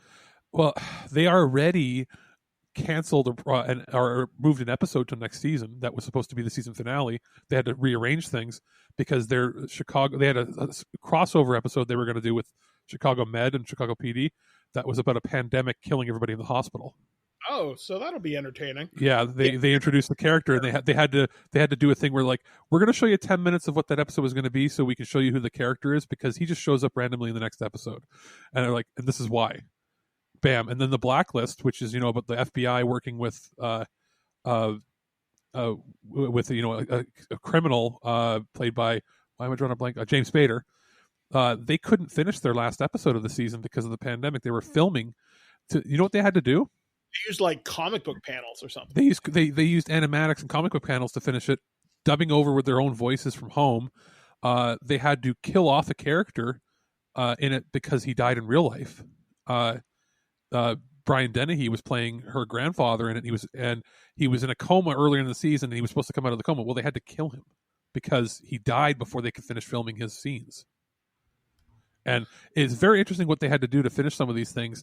Anything that was filming in New York is screwed for the next little while, for sure. Yeah, like we'll be watching the entertainment industry very close. Expect a lot of productions that were filming in New York and in other parts of the States to try to relocate to the West Coast of Canada or Toronto. They may do that to insulate themselves from any other civil unrest or anything else going on. You might find a lot more productions being exodus from the States to try to avoid something like this happening. Last point I'll make, and then we'll call it to our next review before we get to the weird news. I think you're going to see a lot of cop shows are going to change radically this year. I think cop shows that were in the works are going to get canceled, or they're going to be moved to streaming only. I don't even think that's going to happen. I think it's too much of a risk right now. You think, or do you think that? Well, what about if they just shadow drop it? It just shows up, but they don't announce it just because they have to legally get it out. They may release it. Yeah, that's a possibility. I tell you, any cop movie is going to be shadow dropped digitally instead of I can fully see ABC or wherever I could see them or being like, oh, it was going to premiere on TV and now it's gone to Hulu and we just dropped it all on a Friday. Yeah, because a lot of those have exclusive contracts saying it has to come out by such and such a date. It must be released. It must be shown. Or some of them even have a thing where it was, I don't know how that's going to work now, where it was first episode airs on TV and then the rest goes digital. Remember how they did that with Star Trek? For anything that has a deal like that, they may be screwed.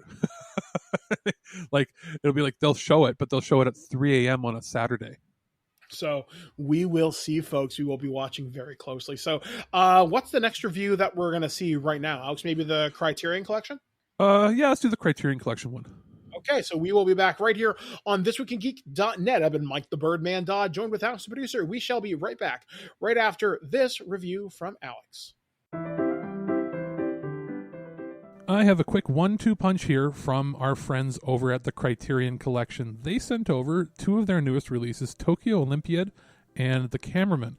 Tokyo Olympiad is a documentary / film hybrid in that it sort of has a quirky nature to it. It is a commissioned documentary series from the 1964 Olympic Games. It came out in 1965. It's about 3 hours long. It's Japanese, showing off everything. It's interesting to watch them all in 35 millimeter.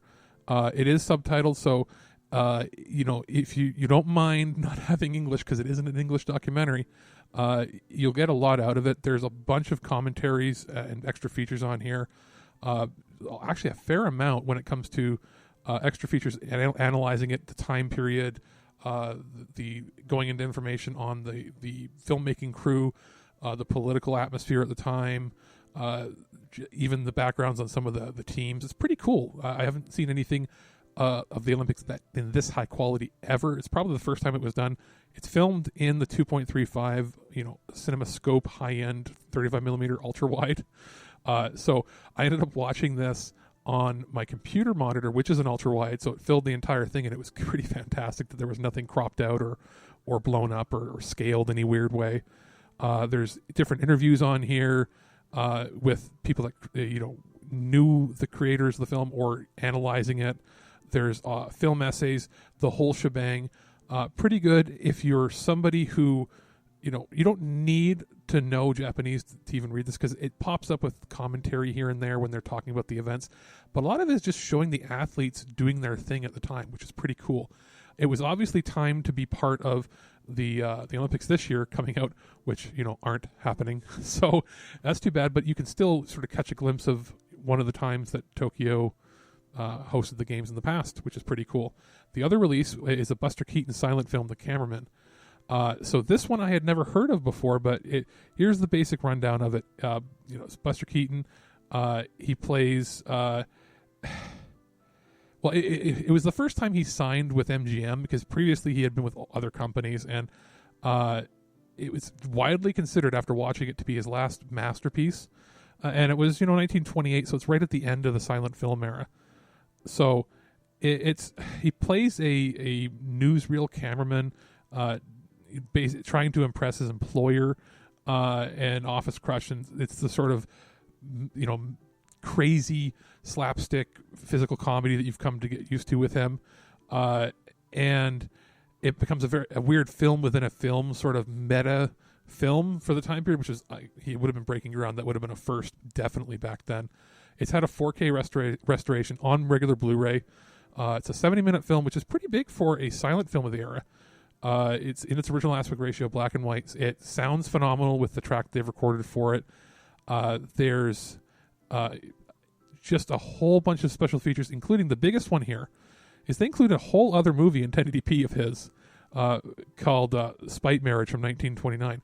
So it's in very small print on it, but it's interesting that a whole feature is an entirely other remastered film. It's not quite remastered at the same level, but it's still funny nonetheless. It's surprising how interesting and funny these comedies could be without having people talking, because they had to do the pantomiming and they had to do a lot of the physical comedy. So it's interesting to see that this is sort of what transitioned eventually into being what we know as like the Three Stooges, as the first era of the talky comedies. So very interesting. If you're a film buff, this is going to be one you want to pick up, because Buster Keaton was, people make a big deal about Charlie Chaplin. He did a lot of really good movies, but Buster Keaton is sort of the first master of physical comedy, and the way he would shoot was very revolutionary and very dangerous for the time. What makes you qualified to be a reporter? I'm willing to violate anyone's privacy for my personal gain and then claim with a straight face that the public has a right to know. By the hand of Zeus, what manner of deviltry is this? I love fake alien poop day. And welcome back to ThisWeekInGeek.net. I'm Mike the Birdman Dodd. He's Alex, the producer. Well, it is now time to truck through the weird, the unusual, the strange things that'll probably be etched on cave walls at some point in history, considering the way things are going right now. This is the weird news. And we're going to start things off with something I found particularly amusing this week. The U.S. military could lose the Space Force trademark to Netflix. The United States announced its Space Force first, but Netflix's streaming series was first to launch, meaning it might win the trademark war. The United States Space Force was only announced 2 years ago and has yet to engage in any military operations, but the latest branch of the U.S. Armed Forces has already stands to lose its first battle to Netflix's Space Force. The streaming service premiered the new sci-fi comedy series Space Force on May 29th. The show's name has no relation to the newest organization of the U.S. military, which has unveiled its official flag only 2 weeks earlier, because of the common moniker of the United Space Force. Its first battle might be a trademark war fought in court rather than space. Attorneys for the U.S. military have done little to secure the Space Force name as a registered trademark. Netflix, however, has been far more aggressive and has already locked down the rights to the name in several countries. Despite sharing a name, both entities have plenty of room to maneuver without evoking much confusion. The streaming comedy, with its political jabs at the current presidential administration, is unlikely to make its viewers think they're watching a series about an actual branch of the U.S. military. The fledgling U.S. Space Force, meanwhile, has yet to even get off the ground, both literally and figuratively. While Netflix's effort was the first to come to fruition, the U.S. Space Force was first announced by U.S. President Donald Trump in March 2018. The military branch was officially established as a formal organization last December. Netflix, meanwhile, greenlit the 10-episode series in January 2019. Created by Greg Daniels and Steve Carell, Space Force stars Carell, John Malkovich, Ben Schwartz, Diana Silvers, and Tawny Newsome. Season 1 is currently available on Netflix, and I hear is okay. Yeah, and I think it's probably going to end up being known more for being the last thing that Fred Willard did before he passed. Yeah. It's not, from what I hear, it's, like I said, it's okay. It got its moments. Funny. Like, it didn't look funny. Yeah, like at all. That being said, it didn't, it looked like the joke was that they just made it. Like, the joke was, hey, this is a real thing that exists. Yeah, I mean, I trust most of what Steve Carell gets involved in, but then again, some people sometimes just want something nice, so they'll do something for a couple of months.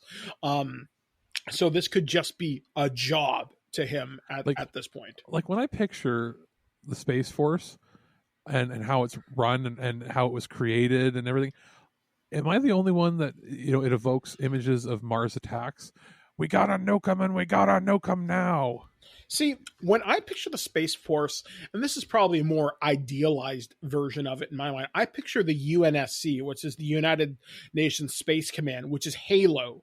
Like, I picture multiple nations working together to do something for space. And obviously with problems with the Russians, the Chinese, and yes, we do have scientific missions that work together in different collaborations, but when it comes to militarization of space, that's an entirely different thing. There's even outer space treaties that have been established where you can't do that sort of thing. So I don't know.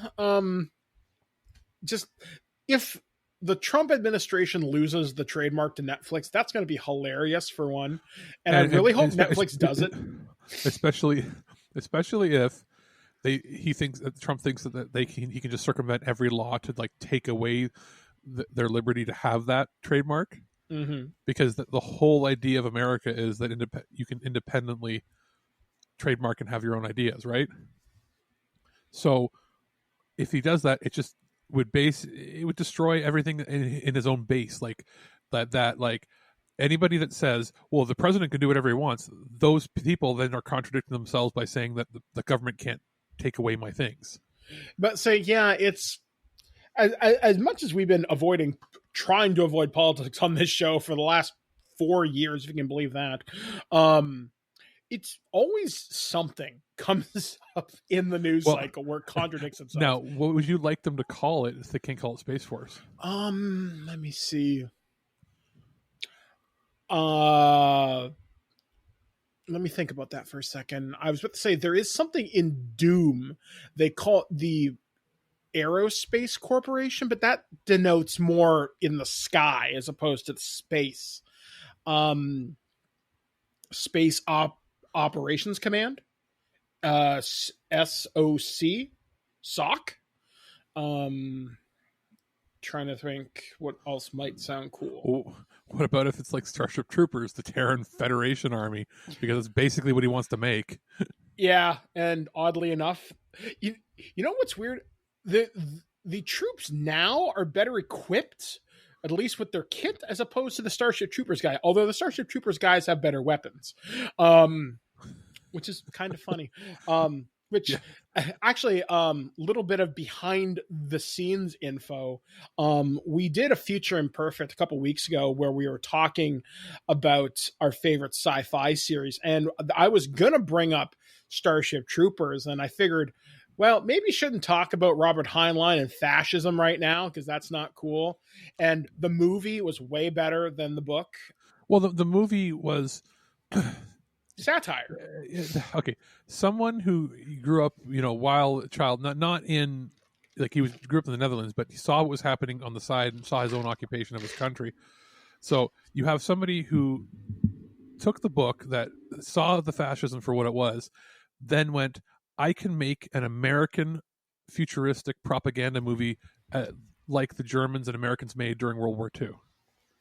And we're going to make fun of your fascism and your obsession with war by making this. And nobody got it. And that was the joke, is that the rest of the world saw what it was, which was a comedic satire on American patriotism.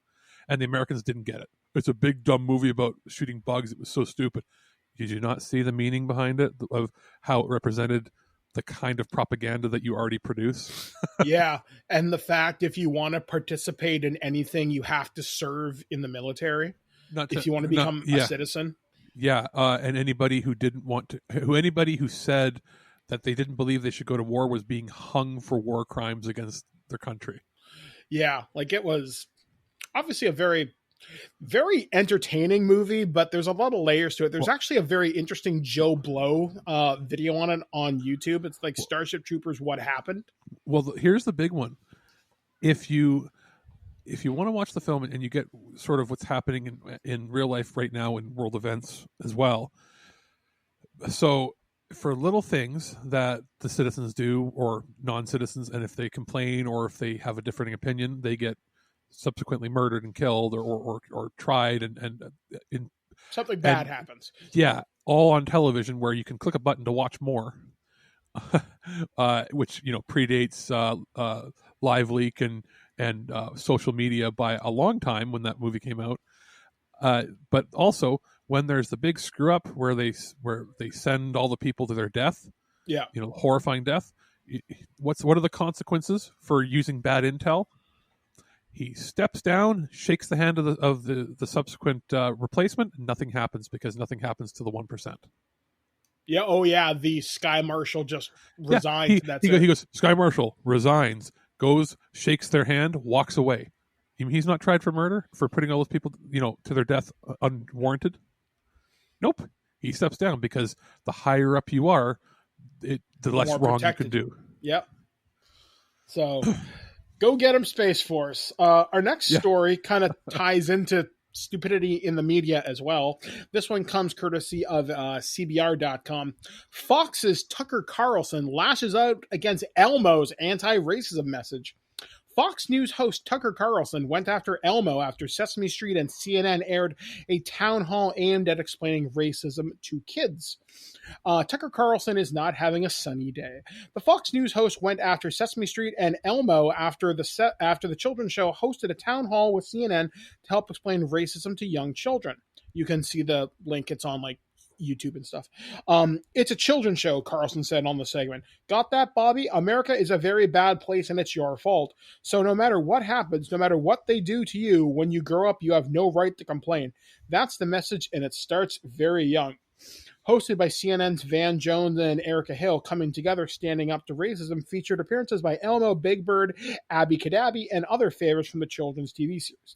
The special also welcomed Atlanta Mayor Keisha Lance Bottoms, who answered questions submitted by children and their families. Sesame Street premiered on November 10th, 1969 on PBS. It aired there until it moved to HBO on January 16th, 2016. It now streams on HBO Max along with a spin-off show, The Not Too Late Show with Elmo, which is actually not too bad. This boggles my mind because I've seen a lot of memes come out about this Fox Tucker Carlson guy, and he said some really racist shit in the last couple of weeks. The big thing when I've tried to analyze him is, does he believe it? Like, is he somebody who believes what he's saying? Is he saying it because he's getting paid to say it? Is he saying it because of pure ratings, like Glenn Beck and Alex Jones, that they're doing it for attention?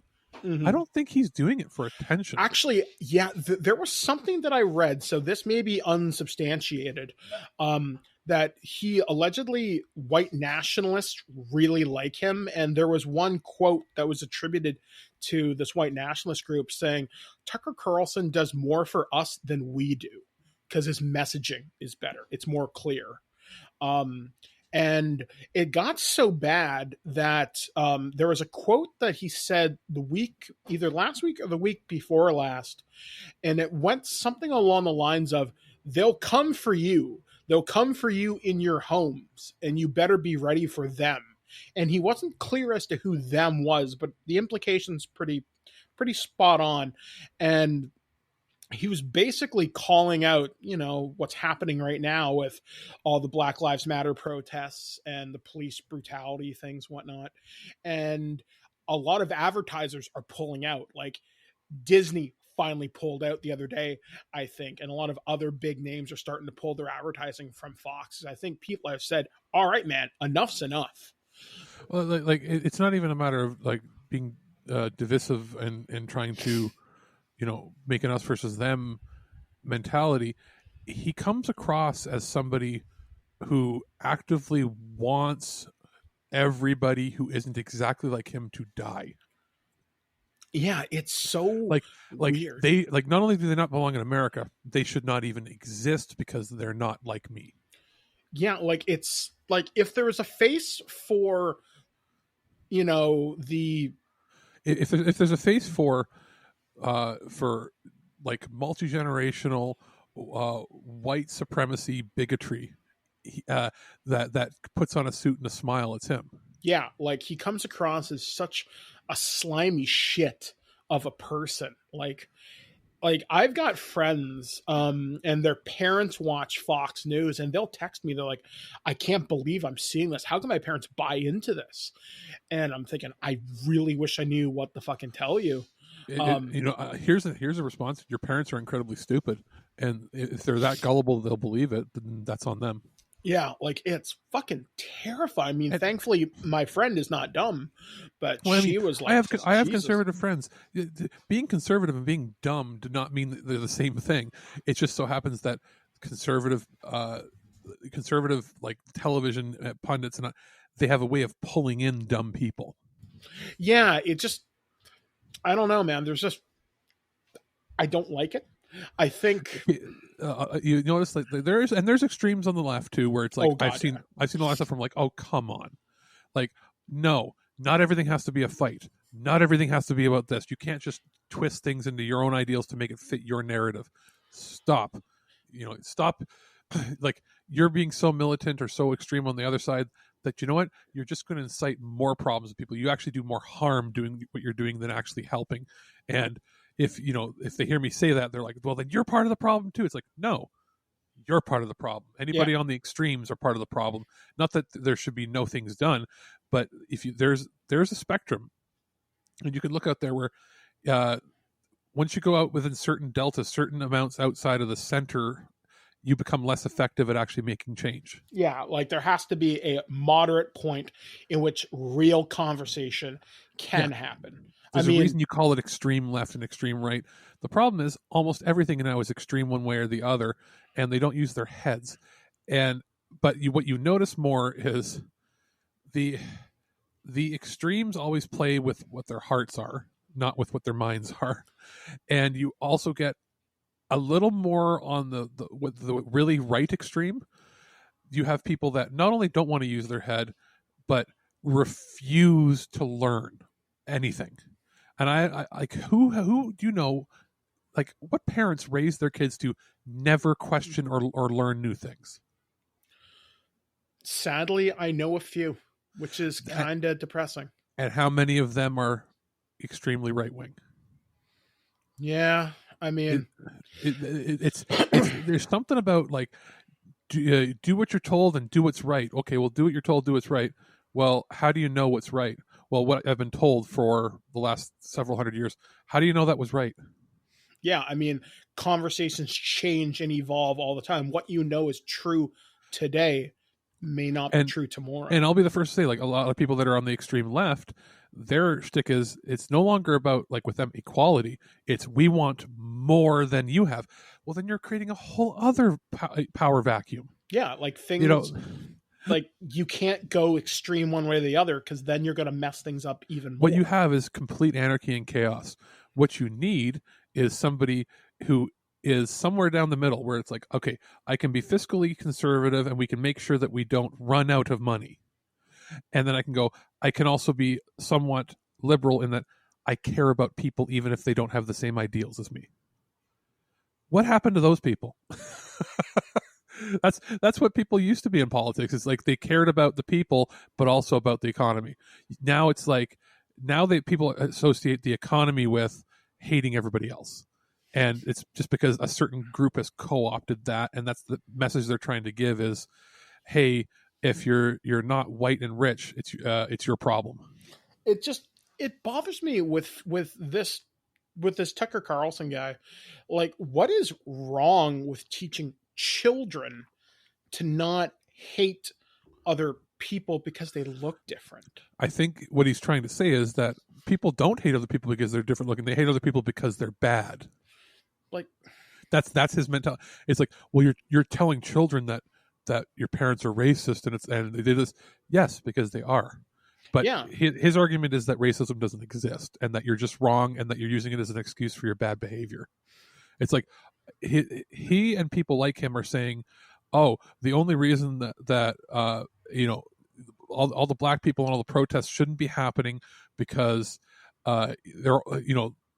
these people are only getting in trouble because they're doing bad things, and it just so happens that it's mostly black people that do bad things because for whatever reason they're just inherently more able and more more willing to do bad things. That's racism right there. Yeah, like ultimately, I'm really hoping that I know it won't happen because I know Tucker Carlson pulls in large ratings. They get rid of him. It won't happen because even if he did, they will if he makes them legally or financially liable for problems. I hope so. I want him off the air because I think he's dangerous. I think he's a terrible. If he wants to have his own like the internet, I'm open. You can do whatever you want. Yes.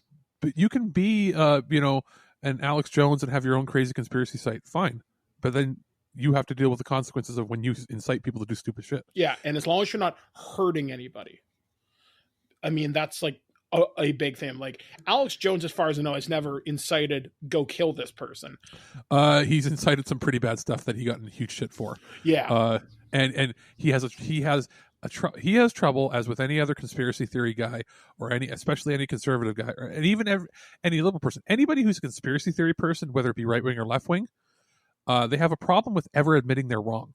Yeah, and that makes it worse. Because he was like a Sandy Truth person, wasn't he? Sandy Hooks. He got sued by the families and found liable, wasn't he? Yes, he was, and then when he had to admit that he was wrong in court or face millions of dollars and law and like actual criminal problems. He had to admit that he was operating under the wrong facts, where he was refusing to do that. See, I'd love to see something happen with this, but I guess it won't. So before we go further down a political rabbit hole, racism is bad, Elmo is right, and listen to Abby Kadabi. This one is a little more political, but a little more goofy in its regard. Okay, good. This one comes from consequencesound.net. A petition has been launched to replace statue of Robert E. Lee with Guar's Odorous Ungerous in Richmond. Wait, Guar? Yeah. So we, the scum dogs of the universe, call on the city of Richmond to erect a statue of great local leader Odorous Urungus. Amid the protests taking place in the wake of George Floyd's death while police custody, some long-standing statues are not faring very well. Now, a new petition calls for a statue of Confederate General Robert E. Lee in Richmond, Virginia, to be replaced with one of the late Guar leader Odorous Ungerous. In recent days, statues of Christopher Columbus have been toppled and beheaded in Richmond and Boston, respectively, with protesters citing the explorers' involvement in the genocide of Native Americans. In England, a statue of a known slave trader, Edward Colston, was destroyed and thrown into a river. In Belgium, a statue of King Leopold II was removed because of his oppressive rule over the Congo. As Metal Injection reports, one-time Guar dancer backup vocalist I can't pronounce this, Let me find it, because that's probably a weird name. It's Slilmenstra Hyman, a.k.a. Danielle Stamp, posted a Photoshop image of Odorous in place of Robert E. Lee's statue in Richmond. Shortly thereafter, a Guar scumdog started a petition on... Wait. Oh, God. Did you read the name? It's Slilmenstra Hyman. Slilmenstra, okay. I just had to hear it said once. The name has to do with menstrual cycles and hymens. Oh, joy. Because, of course, heavy metal goofy group. Yeah, because, scum dogs. So they're calling for the statue of Odorous to be erected in place of General Lee. Odorous Ungerous, real name... I saw a mock-up photo, and oh my God. Imagine when all humanity's gone and they see all of our statues to RoboCop and all this. People are going to get... The aliens are going to come here and be like, what the fuck kind of people were these people? No wonder they killed themselves out as, like, monsters and robot gods. It's going to be awesome. I mean, there is the Gundam. They're going to go to Japan and be like, what? Was that their leader? Yes, the Gundam. So, real name Dave Brocky was one of Richmond's favorite sons, having started Guar in the mid-'80s and fronted the intergalactic metal barbarians until his death in 2014. The petition's description argues for the statue swap as follows. Robert E. Lee is a failed war general that supported a racist cause. For too long, the city of Richmond has been displaying statues of him and other loser Civil War veterans. We, the scum dogs of the universe, call on the city of Richmond to erect a statue to great local leader Odorous Ungerous in its place. While Odorous comes from the planet Scumdogia, he called Richmond his home, working with the local art community and employing local artists and the ladies of the night. As of this posting, the petition has already passed the initial goal of 500 signatures, with a new goal of 1,000. The organizer is also asking signees to donate to the Richmond COVID Arts and Relief Cultural Fund. Update. As of June 11th, so 2 days ago, the Change.org petition has more than 20,000 signatures. Update June 12th. Gwar drummer Jizmak Del Gusha visited the now defaced statue of Robert E. Lee, urging onlookers to sign the petition, which now has more than 30,000 signatures. Gwar has soldiered on without Odorous Ungerus, continuing to terrorize Earth with new music, 2017's Blood of the Gods, and the highly entertaining live shows. While they're usually disemboweling the likenesses of political figures like Donald Trump on stage, they have recently praised the president for suggesting people inject themselves with disinfectants to combat COVID-19. If you want to stay safe from COVID-19, drink bleach, shoot it, and smoke it, declared drummer Dismag Delgasha. I mean, they are intergalactic barbarians. Hey, you don't fuck with anyone from Scumdogia. But the picture is amazing. Like, it's just a black and white picture, and they just superimposed the Gore character on top of a murderous war horse. You know how awesome that would be? Seriously, if I go to the States, I'm visiting the birthplace of James T. Kirk, the RoboCop statue, and the Gwar statue. And the biggest ball of twine. And just literally just have like the they have a slogan below, and it just have it say "Die peons" or "Die peasants." My God. If you know what, well, even if they don't take down the statue, which I guarantee they will take down within the next 2 years, because all the Confederate statues are going down. Remember, like they tore down the Kaiser statue here, like after World War I in KW.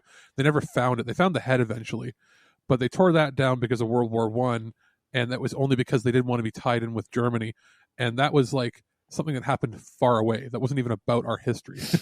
Let me ask you, what are statues made out of? Metal? It's usually marble or granite. Okay, so they could just smash these things if they really wanted to. Maybe, yeah. Like there's different things that they may have steel rods going through them for structural integrity in some cases. Now, there was someone on my Facebook, and they're from Europe. They posted on another thread, but I read it. They said after the Second World War and after previous wars, any statues of any fascist leaders like Stalin, Mussolini, Hitler, all those bad guys, right? The statues were taken down, but they were put into another location, which is called Fascist Park. So they're not glorified. To show so the history of the country still exists. Exactly. And I don't disagree with the idea as long I as do now because we have pictures that they existed. This is not everybody has phones. Like, we're never going to forget that these statues existed. Could you put them in a museum then? Would you want to? No, it's not. Yeah, it's different. Like, if you want to have like, oh, these are Civil War uniforms, yeah. But the idea of a statue glorifying somebody, like that would be okay. For instance, would you think that a German museum would want to have a giant statue of Hitler? No. Yeah, and I guess you're right. Like, I guess I didn't think of it that far ahead. I guess I'm just thinking just because Trump is going to be not the equivalent in that he killed 1 million people or all these people. Trump is going to be viewed as America's Hitler in the future.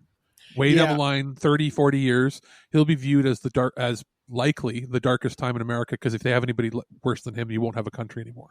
Which it's funny.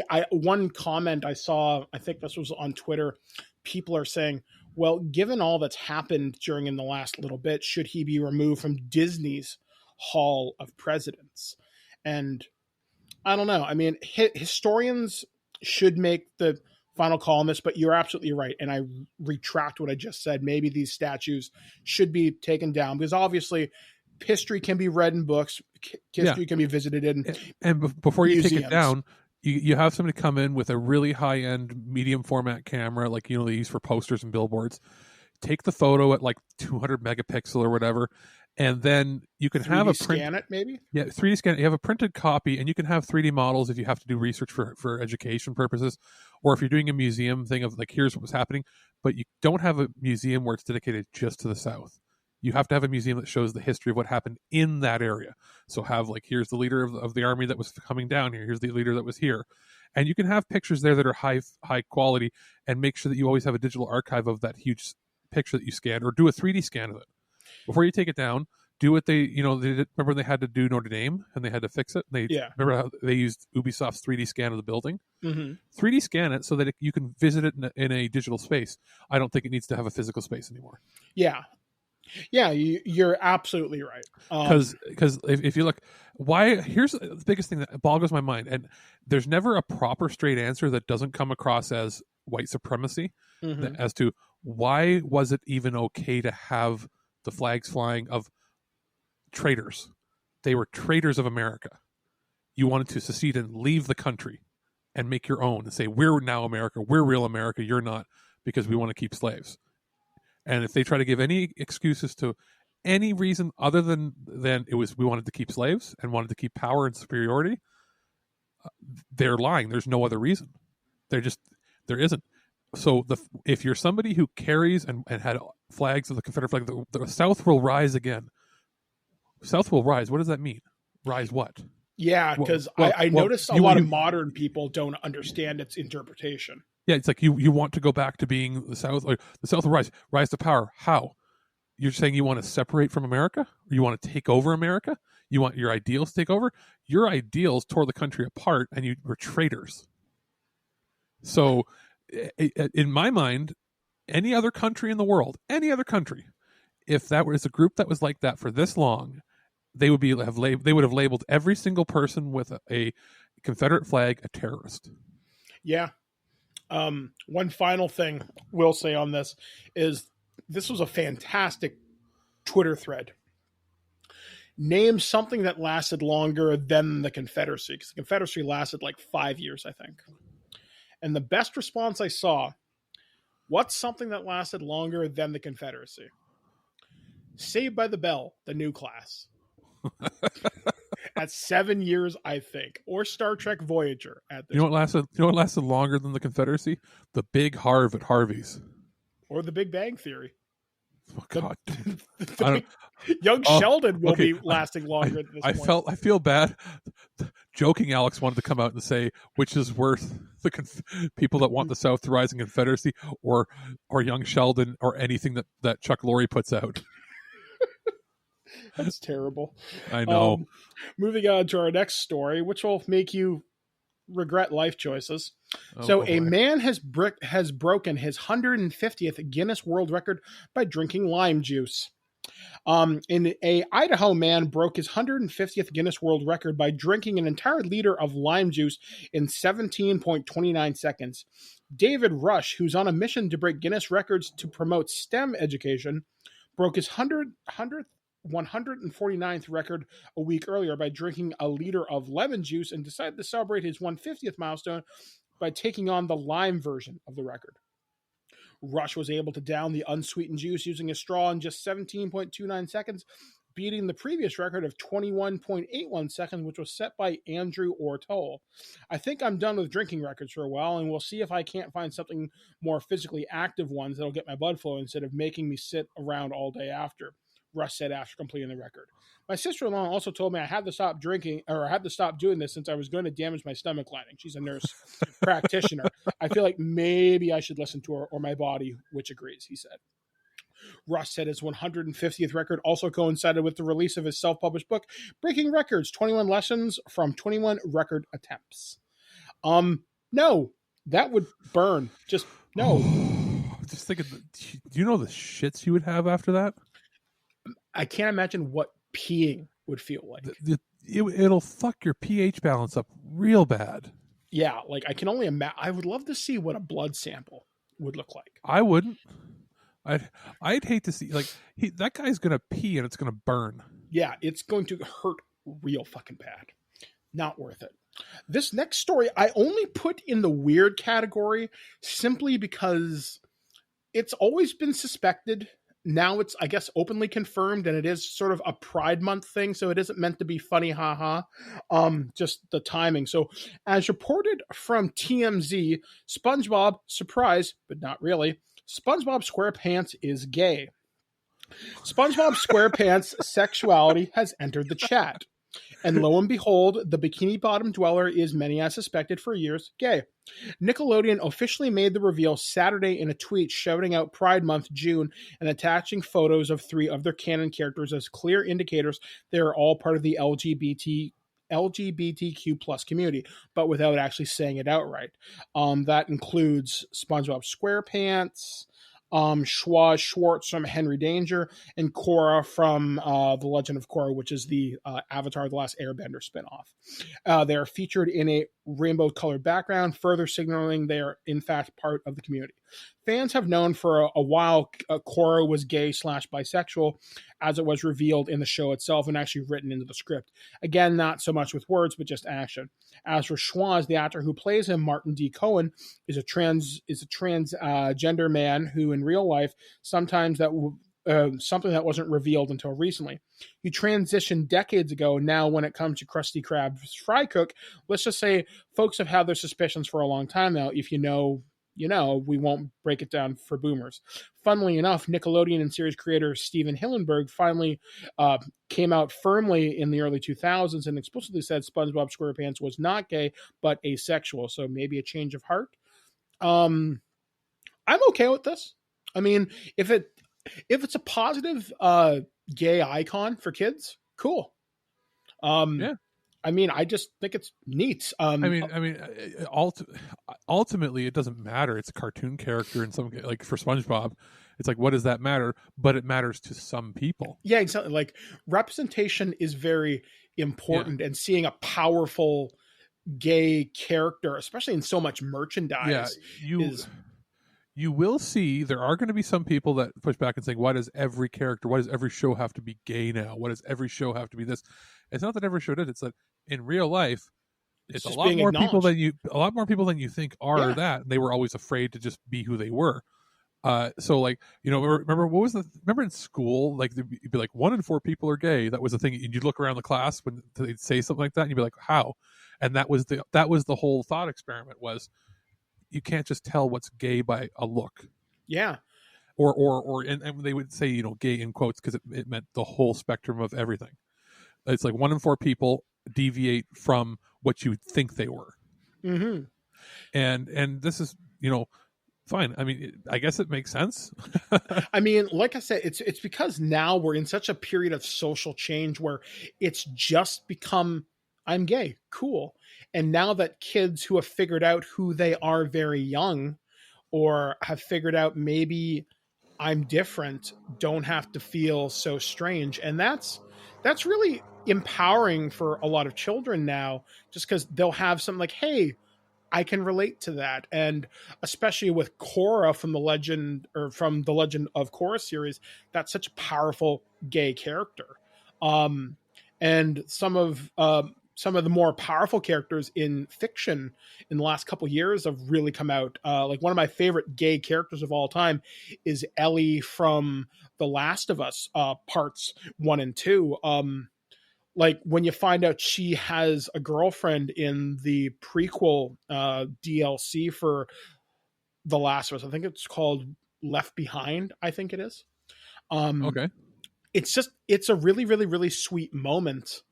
And when you see her love story unfold in The Last of Us Part 2, it's a really cool, just gay character. And it's not played for anything, for titillation or anything. It's just, I'm gay, and that's cool. Yeah. It's just is. So I'm very glad to see gay characters come out now. I'm glad to see them in children's media. And the only thing I say is you have to, again, we were talking about extremes. You have to make sure that this doesn't become just the narrative to, like, when they say, oh, they're forcing it on throats. You don't want them to go so far as to be like, we must put XYZ type of character in every show because we need to hit a quota for something. That's the fear I think some people might come and do. It's like, you don't want to push both ways. So find a natural way to have people just be who they are in it.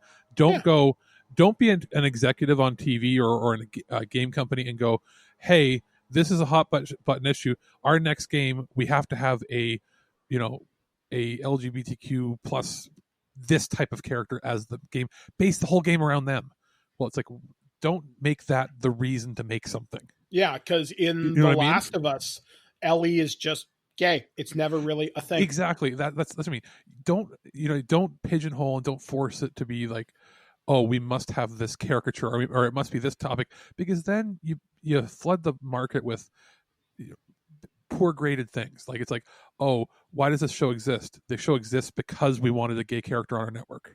Don't do that. Yeah. Make a regular show, and hey, if it happens to have a woman that stars in it, or happens to have a man, or happens to have somebody who's transgendered, happens to have somebody who has, remember for a while the big thing was like everybody has to be like Sheldon or has to be on the spectrum.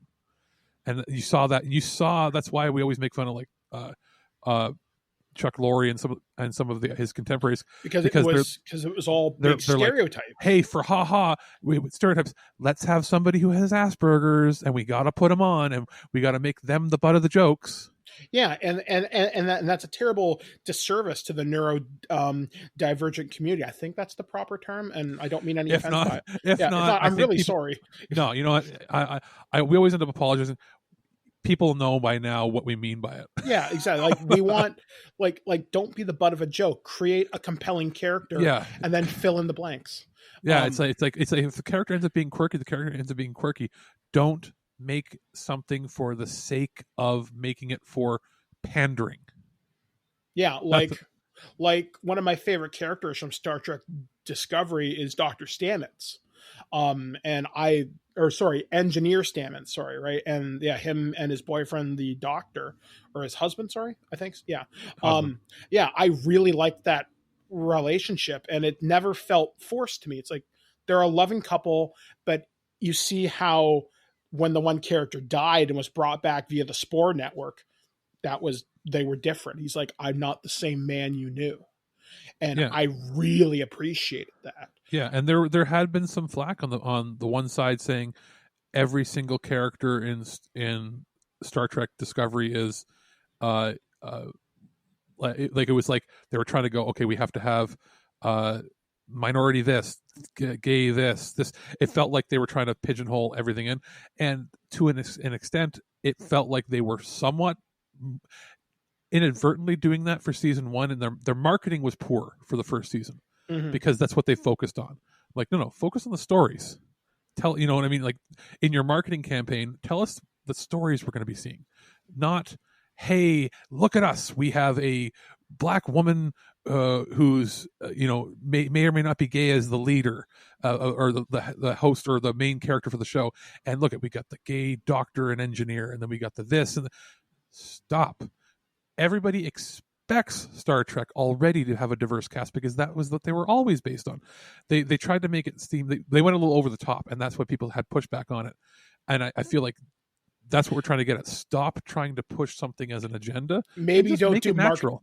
Don't do marketing by committee. If you want to do representation while doing your marketing, do that. But walk the fine line. You know what? The show would have gotten more praise if it just came out as is, and people naturally came to it and went, hey, there's somebody on this show that represents me. Mm-hmm. If everybody had started talking about it. But instead they went, no, we want to give it a push by like putting it in your face. So that's what we need to avoid. And I don't think they're doing that. Like, to get back to the main story we're talking about with Nickelodeon, I think this was fine, because this wasn't like we took out a 9-page or a full page ad in Vanity Fair and said, because that is the kind of thing people are expecting now when it comes to clickbaity news. They did a pretty good job of just putting it out. Yeah, it's like a tweet with a rainbow, established characters. So moving on to our last story, 2 inmates escaped from jail, vowed to return in 15 days. So 2 Italian inmates who managed to flee from a prison in Rome left behind an interesting note for the jailer, in which they promised to return and surrender themselves into police custody after resolving problems being faced by their children. In the letter, they said, we need to protect our children from a nasty business they've gotten themselves into. The prisoners have said their children were in trouble, and adding they will return after steering them away from their problems. They vowed to return within 15 days after resolving all the issues with their families. Police said the inmates David Zuknovic, 40, and Lil Anatomovic, 46, are cousins, and they had fled from the jail on June 2nd. They scaled the walls using a water hose in the courtyard, the police official added. The inmates were serving sentences until 2029 for committing fraud and receiving stolen goods. So maybe there'll be an update on this story pretty soon. Yeah. Because this story you posted to me on June 13th. So that was, as of this recording, 2 days ago. So they should be back in custody rather soon. I hope they do. Like, in my mind, this is how this scenario played out. They got in deep with some like mafioso or crime boss or something. I don't know.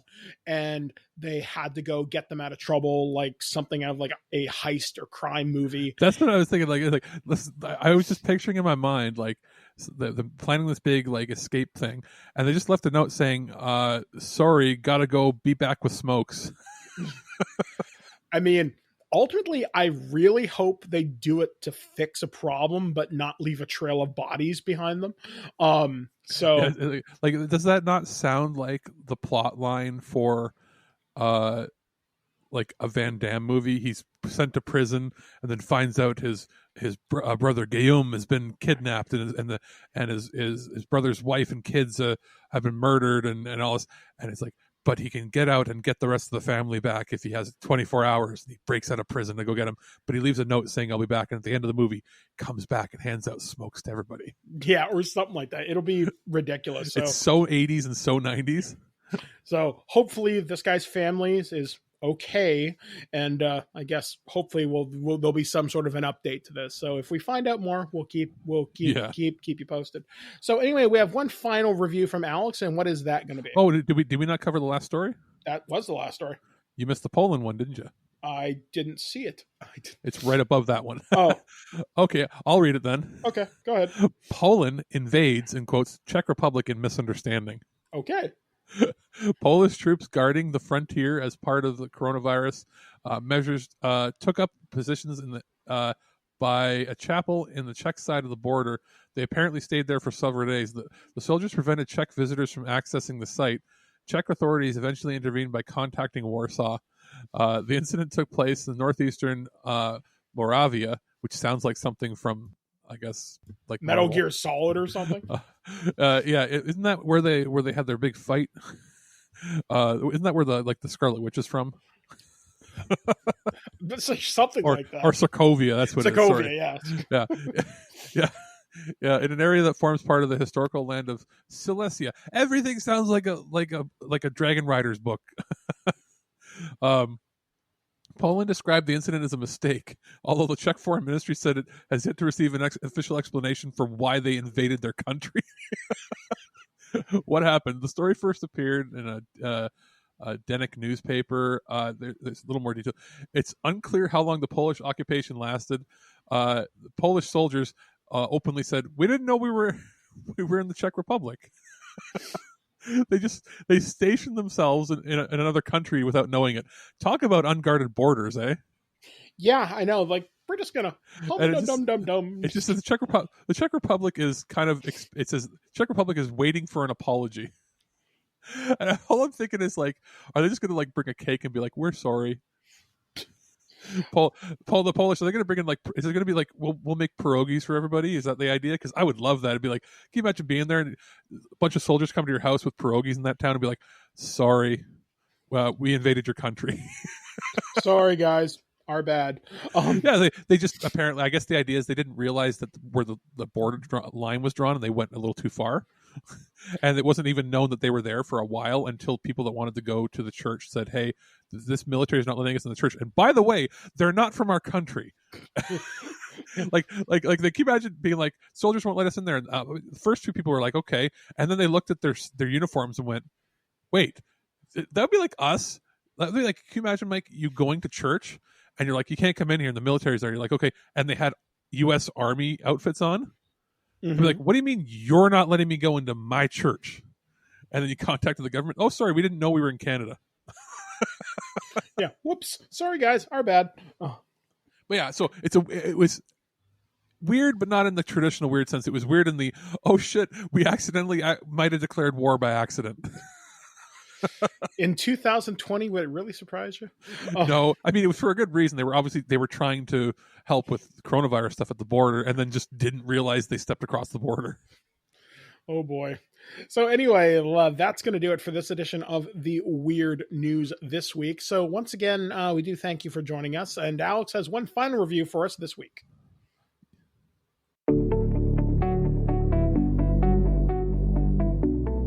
Continuing on with our recent coverage of different wireless and wired headphones for the summer of 2020 living at home edition, we were sent a series of headphones from the Soundcore branding of the Anker electronics company. Anker, you probably know best for really high quality, but also very reasonably priced charging cables, as well as data charging banks and that sort of stuff, extra cell phone batteries, that sort of thing. And they also have branched out into hi-fi audio. So they sent over 3 different sets. One is a wireless earbud set, and 2 are regular over-the-ear wireless headphone sets. And the first one we're going to touch upon in this, series of reviews for this week's show is the Life Q20, which is sort of their main one that they're advertising. That's sort of the slightly upper end, but still reasonably priced. In and around $100 or so, depending on where you look. These are the Life Q20 wireless ANC, meaning active noise canceling headphones. The big deal with them is they offer 40 hours of playback time, and I can confirm I got about 39 hours at medium volume with noise cancellation on, which is pretty amazing. And they're not overly heavy or anything on your ear. They do support this high-res sound quality, but it's not like it's not using one of the high-def codec compression standards for Bluetooth. It's just that it has really high-quality audio, which is true. I can confirm that. The active noise cancellation is pretty good. Even the isolation in general, just putting them on when there's no music on them, or even in, not even on active mode where you have it plugged in through the passive wire to whatever device you want to power them, with just that and like no power going to it, it's actually pretty hard to hear anything going on around you, which is pretty good for isolation. It may not be the headphones you want to wear when you're riding a bike or trying to run across the street or something, but as far as having something in a noisy environment, it's pretty damn good that it blocks out pretty much everything around me. The ear cups are pretty comfortable. They don't appear to be like super duper premium leather high end. They're just comfortable, nice ear cups. As far as other features, they do fold up. I'm not going to be somebody who folds them that much, but it comes with a travel pouch, not the highest quality one out there, but it is nice to have so you don't get dust, dirt, and debris on it when you throw it in a backpack or a bag. There is a micro USB charging cable for it. It uses the older standard, which is too bad because it would be nice if it, their entire line had moved to USB-C. This is one that hasn't, but you likely still have cables and charger and bricks all around with this. So, it includes one, but you can also get a high quality one from Anker if you need a longer one to plug in when you're, putting it at your desk or something. There is an aux cable or what we used to just call like a headphone extension cable for it. And it fits any standard sort of, portable headphone jack style plugs, the 2.5, 2.25, whatever it is, the smaller auxiliary jack, but not the tiny one that you find on like weird custom solutions. It's the standard cable you can use for it, which is great. Now, it has like some bass boosting technology, and it's pretty good. It's nothing to write home about. There is another headphone that I'll be reviewing later on that I've been testing that has a different implementation of that. The big thing here is the playback time. You can charge this sucker for, I think it's like an hour or two, or 10, 15 minutes. You get a few hours of playback, which is pretty amazing that it has some quick charge capabilities. Not the most high-end quick charge capability, but it is there. They do advertise that over 10 million people have purchased this, which is kind of amazing. It's that well known that I hadn't heard of it until I had the chance to check it out. Overall, it's a pretty balanced sound, not overly bassy, not overly high end. It does sound better, like all wireless headphones do, when you do have it in passive mode, if you're plugging it into a really good headphone amp or DAC. As far as the Bluetooth capability, it's pretty good. I left my phone connected to it using the HD AAC compression codec, so this does not, this doesn't support the newest high-end those, but it does support high range. So I put it put my phone on, put on some random streaming site, and then walked around my apartment, and it didn't cut out until I got around the corner where there's a cement wall, which is pretty darn good because a lot of wireless headphones don't really have that kind of range.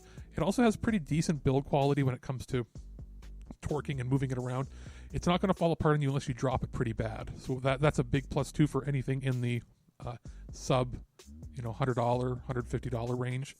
And it actually performs as well as something in the maybe 1 to 1.5 or 1.5 to 2 times its price range. I'm quite surprised with it. Again, decent build quality, and it fits my big head, which is a big deal because not every headphone does. Overall, pretty good. Worth checking out, especially if you need to have good sound isolation and an actual noise canceling implementation that I actually think works. A lot of times it doesn't seem to work for me. These actually do. Now do it, or they'll be identifying you by your dental records. That's the kind of show it has been here on ThisWeekInGeek.net. Once again, I've been your host, Mike the Birdman. I've been joined with Alex, the producer, and it has certainly been an interesting show. Once again, covering multiple topics of multiple importance right now with various degrees of entertainment and comedy, such as it is. So, again, we're not assholes on this show. We're on the right side of history as far as we can tell. We might be assholes, but generally we're not assholes to most people. Yeah, we try not to be douchebags, and I think that's the aim of this show. We're not assholes. We're not douchebags. So we got some stuff coming up on the site this week. Obviously, we have some more prototypes coming up. We have one on collecting, which we did with Dr. Gonzo from Nerd to the Third Power. We did take a break from recording Nerd to the Third Power last week as Dr. Gonzo was feeling rather sick. So hopefully he's feeling better. We're going to be recording something this week, I think. We still have more Fools Who Ride coming up on there.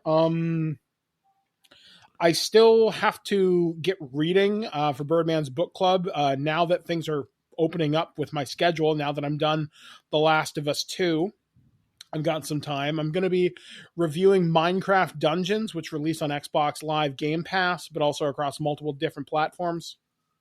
Okay. At the beginning of this month, I got some more books from DK Publishing. I also got a bunch from Modifius. I got a bunch of Conan, the Barbarian stuff, and I don't know a lot about Conan other than Arnie's a big barbarian dude who kicks ass.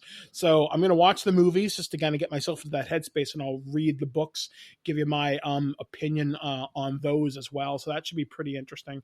Also, I got this to review in June or in May. I just didn't get around to it just because we got so busy. I did get a copy of The Expanse, the RPG from Green Ronin. It's been out for a while, but I want to take a look at it, but watch the show, kind of get an idea and feel for that particular universe. Because I know Aaron Paulier, who does Future Imperfect with us, says the show is cool, the books are great. I'd probably dig it since I like a lot of hardcore space stuff. In addition to that, what else do I have on the go right now? I think that's pretty much about it. I'm probably going to wait for my Dragonlance books to show up from Ken, from Kenneth E., who sent those books to me to do Birdman's Book Club. That'll probably be my first thing. Then I'll probably do another book series. Like I'll do the first book and I'm going to change it up all summer. My idea is to put one of those out a month. An update to our my cat screaming. Sorry, folks. That is Ayla, and she's gotten very talkative in her old age. She's not old. She's not old. One of the things that me and Alex have been talking about for a while is we are going to do that B-movie podcast. Now, my half of the research is done. And we're going to be talking about the Sharknado franchise. We did talk with producer David Latt. He did answer some questions for me regarding the Sharknado franchise. We are in contact with the director, and we have exchanged a couple of emails. So we're just waiting on a response from the director to see if we can get him on the show. But otherwise, we're going to be recording that really soon. By the end of the month. That is the goal. We're not going to set a firm date on it because we want to give this guy every opportunity. Otherwise, me and Alex will just record our thoughts on the pretty much iconic B-movie franchise of the 2010s. Because depending on if that gets pushed a little later, there's a possibility we could just do we could do an episode 0 or an introduction episode where we watch, we got a bunch of stuff that we were going to watch anyway. And the Sharknado one came to be sort of the premiere episode because of when things were working out initially. Yeah, exactly. But if it pushes, if we find out we're like a few weeks away from it, then we'll probably... We'll do a one-off on some crazy action movie that we've never seen. Yeah. But yeah, I mean, regardless, you're going to get that content. Speaking of content that is coming, we did record a couple of weeks ago a comic book show with JT from Saskatoon where we talked about crossover comics, and that has been edited and will be released this week. Our next comic book show, we're going to be talking about the Valiant universe of comics, which is something rather interesting because I've always known about this. I've known about Exo Man-of-War. I've known about Bloodshot, and I've heard of some of the other things from it. And there was a Valiant RPG that was published by Catalyst Game Labs a couple of years ago. So I'm curious to talk about it because I've got the RPG book for it. I might as well read it now. So that should be fun. And then finally, I think that's pretty much all the big projects other than a couple of prototypes we'll be doing the last remaining gaming coverage. And I'm still, we've got the commentary. I was thinking, I keep always saying, in a week or so, I'll be putting it out, the After Dark stuff. Well, probably, just because we got a lot of other stuff going on, that show, the After Dark, might be put on hold till we relaunch the website with the new version. So we have, a bunch of fresh, shiny new content to put out. And that's around the time that I want to get, when the website launches, we'll start getting the lost episodes and different things of Cambridge Chronicles going. There's a bunch of stuff that'll premiere around the time that we end up posting the new site. Yeah, so look forward to that. We're hopefully going to be launching the new site fairly soon. Because I was thinking, if I'm going to be making new key art and stuff for those episodes, because you know how the prototype has its own art and everything, well, why would I make new art that matches the current site if we're going to be launching a new site and I'd have to change it anyway? Yeah. So some stuff, because what ended up happening is May and June ended up being more overwhelming with stuff than we expected. Yeah, so hopefully there'll be lots of cool stuff that you'll get a chance to see. So stay tuned as always. So until next time, we have been Alex, the producer. I've been Mike the Birdman. I'm going to quote my friend Jackie Bam Bam right here. And he says, be cool, be kind, be careful. We'll catch you guys again next time, right here on This Week in Geek. Well, that's our show. All right, here's the deal. Every time you watch my show, I will send you $40. Checks will not be honored. You've been listening to This Week in Geek, your source for guaranteed nonsense or your money back. Tune in next week for more info on the most important things you didn't need to know. Check out our website at ThisWeekInGeek.net and subscribe to our podcast through iTunes or any podcatcher. If you'd like to comment on this episode, head over to this episode's post at ThisWeekInGeek.net and leave a comment through Facebook Connect. Follow us on Twitter at ThisWeekInGeek.net and follow our Instagram at TWIG_official_podcast. Social media not your thing? Send us an email at feedback@ThisWeekInGeek.net. We'll see you next time, and remember, lower your shields and surrender your listenership. Just when you think this show is terrible, something wonderful happens. What? It ends. I have to go. Somewhere there is a crime happening.